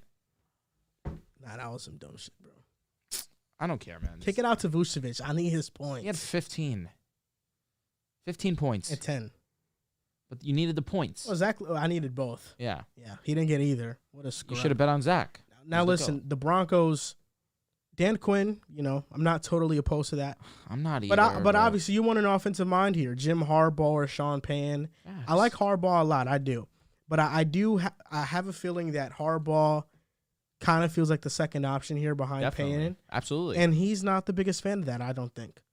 He's a me guy. I wouldn't want that. I wouldn't want to get the job just because your first option wasn't able to get the job. We can all sit here. You and I can have this conversation. Sean Payton has a way better resume and has way better credentials than Jim Harbaugh does in the NFL. Jim Harbaugh deserves his flowers for his limited time in San Fran. What he was able to do was amazing. 44 and 18? He's amazing. He's amazing. But Sean Payton is one of the all-time great coaches. Offensive minds at the minimum. So I'm sorry, there's just a little bit of a difference. There's just a little bit of a gap in between the two. And that's not a slight to Jim Harbaugh because what he's accomplished as a coach is amazing. But there's just levels. Now, the last two teams that have a vacant head coaching spot, the Colts, 4-12-1, and they're going to interview interim coach Jeff Saturday. Jesus. But they have also requested to interview Ben Johnson, Aaron Glenn, Raheem Morris, and Shane Steichen. I'll be honest, the Colts situation, if you're a first-time head coach and you have an opportunity to coach somewhere, why would you take the Colts job? They have the fourth overall pick. I would say this. But why would you go get there to when you choose. know Jim Irsay has been just completely wrecked and destroyed this team over the years? I understand there's very few head coach positions available. You have the fourth overall pick. I get that, but Jim Irsay runs the show. He's the one calling the shots. He's the one making the football decisions. At this point, he stepped over Chris Ballard, who's done a really good job in his tenure putting together a team. I know he hasn't gotten quarterback right, but it's hard to get quarterback right in this league. I look at all these head coaches who have a chance to be in this position to finally become, I look at all of these coordinators who have a chance to be a head coach. The Colts are the absolute last place I want to go because it's very hard to get the first chance in the league to be a head coach. Yep. It's even hard to get a second chance. So if this fails with Jim Irsay just being a lunatic recently, it's going to be hard to bounce back from that. Danny Odby had 20 rebounds. Wow. Listen, I think you spoke a lot of truth there. With Jim Irsay, everything you said is very valid. However, on the counterpart, you have the fourth overall pick. The coach now comes in, gets to choose his quarterback, which is always what... Yeah, I think so. Is it Irsay or is it the coach? Let's be honest. It'll be the coach, bro. I don't know. Not in this situation. He sat Matt Ryan for Sam Ellinger. Cool. But not in this situation. He fired Frank Reich. Oh, now you're defending it. Yeah. Wait, it was always Irsay being a lunatic. Jim Irsay has a power struggle. Yeah, but you look at the coach's draft, bro. Like, he's not drafting those players. No, but have we seen Irsay act this type of way? Where he's stepping over the GM and the coach to make a decision at quarterback? Well, that's because there's expectations. He's the worst owner in the league. I'm sorry. I think I wouldn't say the worst. He's easily the worst, in my opinion. No. Is he bottom 5? Dan Snyder? Okay. Oh, bottom two. No, but Dan listen. Snyder's there's just a shitty human. What I'm saying is that he stepped in because the Colts underachieved, and he felt like they should have been better. That's why he stepped in. I think he understands right now that the Colts are in a rebuild situation, retool situation. Any coach that comes here is gonna be able to fix up this roster. I don't think it's fixable. Like, this roster's not terrible. No. It's the roster's not the issue. The defense is solid. Yeah. You get to draft a potential franchise quarterback. No, absolutely. But Stroud should be available. The line needs work. Will could be available. Still need some receivers. But they have an early second. They could definitely draft a solid if you have receiver. Pittman, Pierce, and Campbell, it's not the end of the world. It's fixable. Exactly. It's really just a quarterback. You get a quarterback. I feel where you're coming from. You don't want to be a head coach, a team owned by Jim Irsay. Yeah, you don't. It's not a good. The problem Colts keep missing on quarterbacks. So if they don't get a quarterback, all this shit is. This is the first time since Luck they'll take one in Ellinger or whatever. But even the trades they've missed. Wentz miss. Yeah, all of them. Yeah. Matt Ryan. Rivers was solid. Rivers was solid. Yeah, but it was a year. Rivers. Yeah, Rivers was okay. Rivers was the GOAT, man. Rivers was the GOAT. He was like 11-5, I think. I undoubtedly. Lost in the first round. Rivers is the GOAT. Lamar. Appreciate that. So, Carolina Panthers, last team with the head coaching vacancy. They went 7-10. They have the 9th overall pick. Now they're going to interview Steve Wilkes, Jim Caldwell, Frank Reich, control of him. And they have requested to interview Shane Steichen, Ben Johnson, Mike Kafka, Ken Dorsey, and Avero. Now, honestly, for me, Steve Wilkes did a great job. And he did. I wish he would keep the job, but I don't know, man. There's just a lot of great offensive guys on this list that I might favor. I thought Steve Wilkes did tremendous. I thought he did. But Do I think there's better Is options? Steichen on this list? Yeah, he's on this Yeah, list. He's on Steichen. everybody's potentially- fucking list, I bro. love the Progressing Darnold. Panthers situation. I love the Panthers situation. Like for a new coach. Yeah, I think they have it Sam Darnold? they have a great offensive line. They have a wide receiver one. I They love have a DJ. stingy young defense that gets Facts. after it, and they have the 9th overall pick. J.C. You know, Horn, Brian Burns. we've seen things in the draft where quarterbacks fall. You know, there's a chance that a C.J. Stroud could fall to this pick. That Where a they Will, pick? 9th. That a sure? Will Think Levis CJ is can at this drop pick. that low? I mean, Fields dropped to what, 12? Yeah. Is Deontay Johnson still better than DJ Moore? No, DJ Moore's better. Thank you. Deontay just had a bad year, really. You told me that last year, and both He of had you did 0 actually. touchdowns this year. Hey, know, last year was a bad. conversation. Last now- year for sure. Now, Wrong. Now it's DJ Moore. thank you. Well, That's year to year. I mean, It's- like I mean, those, DJ's been those, consistent. those wasn't- type of it level wasn't guys. always, DJ. It wasn't Those- well, I always. mean, those DJ's level always guys- been consistently giving you what you always But know. it was going into year 3, and Deontay finally broke out and was DJ's amazing. What Shaq used to say? DJ's been emerged. Been emerged. He's Yeah. been emerged. That's All right. funny. Fucking Deontay Johnson. Yeah, the Panthers got a really good situation. I They like do. that. Yeah, I think offensive mind makes sense. You got to. Darnold's a free agent, I want to say, right? I don't know what You're gonna tag him? Hell no. If he wants like a 1-year, $10 million contract, maybe compete week 1 against a rookie, we could do that. Competing against a rookie but- is fucking hilarious. I mean, at that point, you're not giving Sam Darnold a 1-year on the franchise. Gonna be $30+ million. There's no way. They got some shit though. They got a elite corner, Brian do. Burns. Burns is DJ Moore. solid. I still can't believe they declined 2 first-round picks for him, but nonetheless, Stay what you got. Exactly. The defense definitely has promise. The offense, you got pieces, Terrence I Marshall, guess. low-key. Yeah. I want to say breakout, but his rookie year, he was He- basically a healthy scratch every week. And this season, at least he progressed, got on the field, had some good He's plays. serviceable, absolutely. And at pick 9, you're going to get a good player. Yeah. If you're not going to bring back Darnold, you draft a quarterback. Whether it's you get super lucky, in my opinion. Is Will And you Levis? get Is he good? Levis. Bro, Levis, is he? people think that He has a lot Levis of is going to potential. go over Stroud, Oh. which People- I yeah. think. Yeah, I don't watch college. I'm football. not a fan of that. Yeah. What do you think? You're very in tune with it. I all. haven't watched a lot of Will Levis. I couldn't tell you. You- There's a lot of hype around him for sure. Where did he go? Where did he go?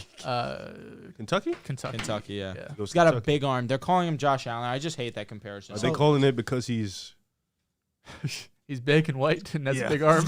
So Sammy the Don donated $9.99. Sammy. If Brandon Staley is fired, the ideal situation for Sean Payne is clearly the Chargers. 1,000%. And also, due to technical difficulties, I didn't get to hear you guys respond to my last super chat. What was his Okay. last Okay, super shot? I guess the one right before OBS crashed. Oh. But yeah, I think that's totally right. I think the Chargers are the best situation for Sean Payne, and I mean, Brandon Staley has to lose in the first round for that to happen. For sure. Yeah, I don't think he's getting fired unless they lose.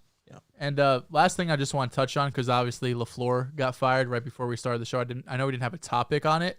The only thing that worries me, there's a lot that worries me about the Jets right now, but the biggest worry I have right now with the Jets is that Robert Saleh wanted to keep LaFleur. He was his guy. He talked about it in the press conference after the season was over, how when he was in San Francisco, that 2019 season, I want to say, when they had all those injuries, they were a terrible defense. Shanahan could have fired him and say, you know what, you're the scapegoat. You're the reason why we didn't play well. Instead, he kept him. The next year, they won the best defense in the league. That's where Saleh said, comparing this situation to LaFleur. And now it comes out just a couple of days later that the Jets end up firing LaFleur. And this is Woody Johnson. Mutual agreement, bro. A mutual agreement. This is Woody Johnson coming in and telling Saleh, you have to fire somebody. LaFleur has to get fired. You have to move on. While I understand there has to be a scapegoat and someone has to answer for the complete offensive incompetency, especially the last 3 games, 0 touchdowns. It's a complete and utter joke in today's NFL. Really, in any stage of the NFL in its history, to score 0 touchdowns over 3 games is ridiculous.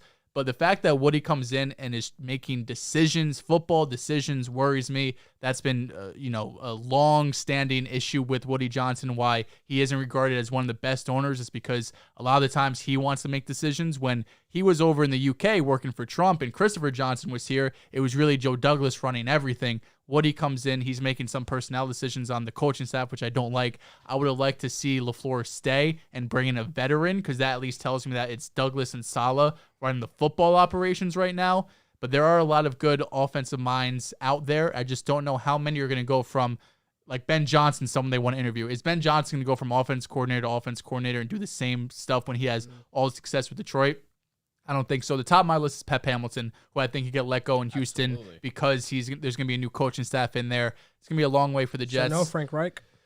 Reich's going to get head coaching looks, I think. I don't think he'll get a head coaching job. No, I would love Reich too. Reich or Pep, those are really my top two guys. Veteran guy, someone who's called plays before, get a veteran quarterback, and hope the defense can, be top 5 again, and then we could hopefully make the playoffs. So the last super chat Sammy the Don sent was about the Justin Fields and Lamar Jackson swap and how they should trade for D-Hop and then swap Lamar Jackson and Justin Fields. Yeah. So our take on that was that, we don't think it's realistic that happens. Yeah, I mean, quarterback for quarterback swap, they don't happen. What happened? Cutler in Orton, right? Was that the last time? Good trade. Yeah. Good trade. And it just doesn't make sense for Lamar to get traded to the Bears for him to be their only piece. Yeah. I don't see it there. It doesn't make sense for the Bears to pay him either. Yeah, if Lamar gets traded, it's going to be a bunch of draft picks. To a playoff team. Yeah, it's not going to be for a young star quarterback. Now, the last topic of the day, of the night. I didn't know we had one more. DeAndre Hopkins trade destinations. We have a lot of topics here. Now, the Arizona Cardinals plan to trade DeAndre Hopkins. What team do you want to see DeAndre Hopkins go to? I think we need to come together as a group and have one answer and one answer only. Riv can be left out of this because he's an Eagles fan, and I'm okay with that. If we don't come together and all in unison say the New York Football Giants, I'm going to be disappointed. Baltimore? Okay. That being said, reason why I'm so high on the Giants is because, yes, Lamar Jackson and giving him DeAndre Hopkins would be the perfect business decision for the Ravens because it's showing that they are trying to benefit and do everything they can to put Lamar Jackson in a position to succeed. I'm with you there. I just want to favor the Giants in this situation because I have not seen Daniel Jones with a 1. I haven't seen it. Marquise Brown, you could say he's not a 1 in your guys' opinion. I could live with that fine. But Hollywood Brown was eons better than anything that Daniel Jones has had to run with. Facts. You give Daniel Jones, DeAndre Hopkins, now we can start having real evaluations on Daniel. And by real evaluations, I mean how he should be fairly judged because I think he is a lot better than people give him credit for. And you give him a guy like DeAndre Hopkins, a premier talent in this league, one of the better receivers that this league has seen, things get scary. Well, the Giants are a receiver away, and DeAndre Hopkins could be that answer. I thought of a few teams that just needed quarterbacks just need a guy. I thought Patriots they need Mac Jones needs a guy. They needed number 1. Lamar he's never a had guy. that for real. Daniel Jones also. That's fair. I thought about New York because he needs a guy. I think just any place that's in playoff contention. He is also in year 2. Needs a guy. That's the only reason. Daniel This is about to be Jones year 3. He's gonna go into year 3 for sure. But Daniel Jones would go into year 5. No one. I can understand.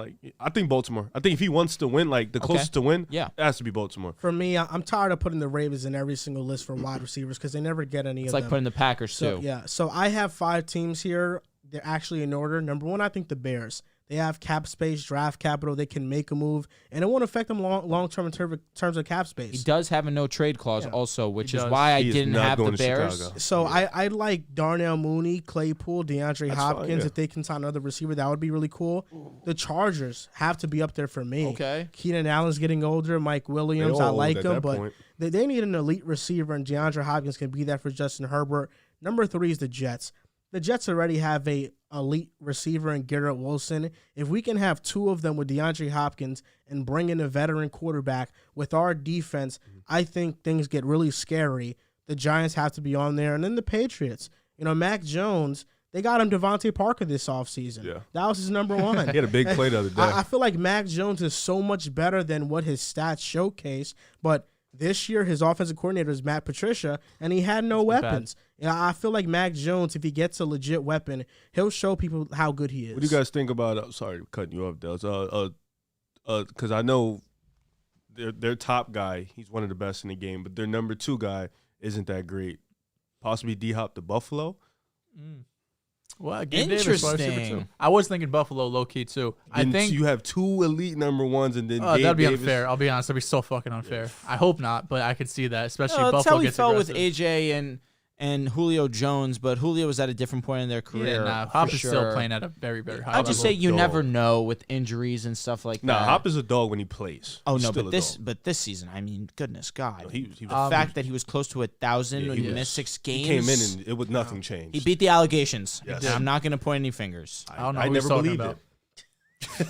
People are ridiculous at this table, man. I did tweet out how like the Jets should get aggressive and look for Hop, but I don't think it's realistic. They need to make a lot of moves on the offensive line. They need to possibly trade for a quarterback who's going to be a big cap hit. So while I would love Hopkins and obviously makes all the sense in the world to get him, I don't know if the Jets are going to use, 1, their draft capital, and 2, their limited cap situation to go in and get DeAndre Hopkins when there's still a lot of holes on the offense they have to fill. Or they can just bring in the veteran quarterback coach and OC and run it back with Zach Wilson. I thought we left him in 2022. I thought so. Year 3, he broke out of BYU, right? That's what I said. He broke out in college year 3. Who knows what the The future holds in duality of NFL. men. It's Year nuts. 3, baby. Should be interesting offseason, man. Zach Wilson, Tom, year 3. Who knows? Investing on Mojo. You better invest on Mojo. I asked baby. you. You said no. Bro doesn't even believe it. We'll see. It depends on what the coaching staff looks like with Zach Wilson. Who do you want, Pep? What would you say, or what would your reaction be if this Mike LaFleur firing is just a spiral effect of Robert Saleh saying, I ain't want that, Woody, and they get into beef, and now it's like, okay, you're fired now, Saleh. I'll be honest. The hardest part of this situation is that Robert Saleh and his whole staff it's a prove it deal. Whatever offensive coordinator that comes in is basically on a 1-year deal because he knows if we don't make the playoffs, we're out of here. That's why it's hard for any real offensive coordinator who has credentials, who is really good at his job. He's looking at the situation saying, well, if it doesn't work out, I'm be looking for another job in a year. So maybe it's not the worst thing in the world, right? We're just start over now instead of waiting a year. We could actually build. No, I want to keep Saleh and co. If Ben Johnson. Yeah, like I would. Pep makes the most sense, but again, it's going to be hard for these guys who have options to go to the Jets when they're going to say, if we don't make the playoffs, we're going to get fired. PFF started this thing called perfectly covered plays, and it basically, it's a graph, and if you're all the way on the right in terms of perfectly covered plays, that means the offensive coordinator and the play caller is creating a lot of advantages for the offense. Okay. So it's not like, it's the name is, I guess, deceiving. The Jets were below average. I didn't think they were going to be higher. Miami, where's Miami? They were above teams. They were definitely high. The number, I think the Lions were like top 4, top 5. Okay. So that just showcases how great Ben Johnson is. But yeah, the Jets, I think they rank like 20th, Yeah, like that around makes there. sense. Like I didn't think LaFleur was He was the preaching about it biggest all year, issue. so it makes sense. I thought LaFleur was part of the issue, but LaFleur was never the biggest issue. But again, when you have no touchdowns, could you he's a find scapegoat. out where Philly was in that? I'm actually very interested to see where Philly Smoking was the in that. Dehls. Calm. Yeah, I'm Slept. going to find out where Philly I is. slept on what? Slept, man. I have y'all coming out the East. Slept, bro. What's wrong with you? Slept. I wish you didn't sleep, man. Me too, man. That's what I be trying to tell him. Interesting. So I number wish people one didn't sleep on Zach. in offensive perfectly covered Wilson? plays. Mm-hmm. Number 1 is San Fran. Okay, that Yeah. makes sense. Number Shanahan. 2 is Detroit. Okay. Number 3 is Kansas City. No knock on Mahomes. He's the greatest. Nothing surprising. Number 4 is Denver Broncos. Really? Russell Yeah. sucks. That's shocking. I'll be yeah. honest. Yeah, no, that one. Russ sucks. You didn't need to hear that. The Eagles were below average. Hey, They were with like the Ravens, Colts. hurts. They were a little bit above Where's the Miami? Seahawks. Miami was above average. They were with the Cowboys and Bills. Can I ask, what's this stat? I'm sorry. Basically, how easy the coach makes it for your team. Yeah, it's basically perfectly covered plays. So how many no knock advantages? on Mahomes. He only has Andy Reid. Yeah, no, there's no knock. He's the greatest. no No, knock. this is more so like a play, like This shit a means play nothing to calling me. stat. It's like a it's like a Stupid. stat for like how great play callers are. Defense, they have one for defense as well.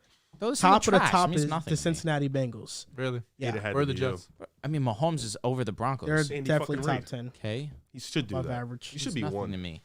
So the Go worst Goats. offenses in the league were the Carolina Panthers from a play calling standpoint, the Washington Commanders, the Buccaneers, Yep. and the Texans, the Packers, Wow, the Cardinals, makes sense. the Seahawks, and the Bengals were Seahawks like are bottom surprising. seven. Seahawks are surprising. Bengals, I get you have a lot of guys who could just win one-on-one. Buccaneers were the second best in terms of defense, though, and the Niners were top 3, and the Bengals are The 1. Niners are just top 3 in everything. Yeah, they're just the fucking Niners. hate them so much. Yep. So that's going to do it for episode 245 of the Had a Pick great Aside time. podcast. Yeah, shout out everyone pulling up. Yes, sir. Shout out our brother John. Shout out You John. guys Shout can out follow John. us on Twitter at Pick Aside Pod, Porterelli. on I Instagram need and it. TikTok at Pick Aside Podcast. Make sure to like the stream. We're at 270 likes now. We have 378 viewers. Let's get the likes up to 300. But thank you guys so much for watching the stream. We'll be live again Friday, I believe. At what time? I think like 6 p.m., 7 yeah, p.m. I'm cool. I get off whatever. at 5. Yep. So Friday, we'll be live again for the basketball show. So thank you guys for watching, and we'll see you next time.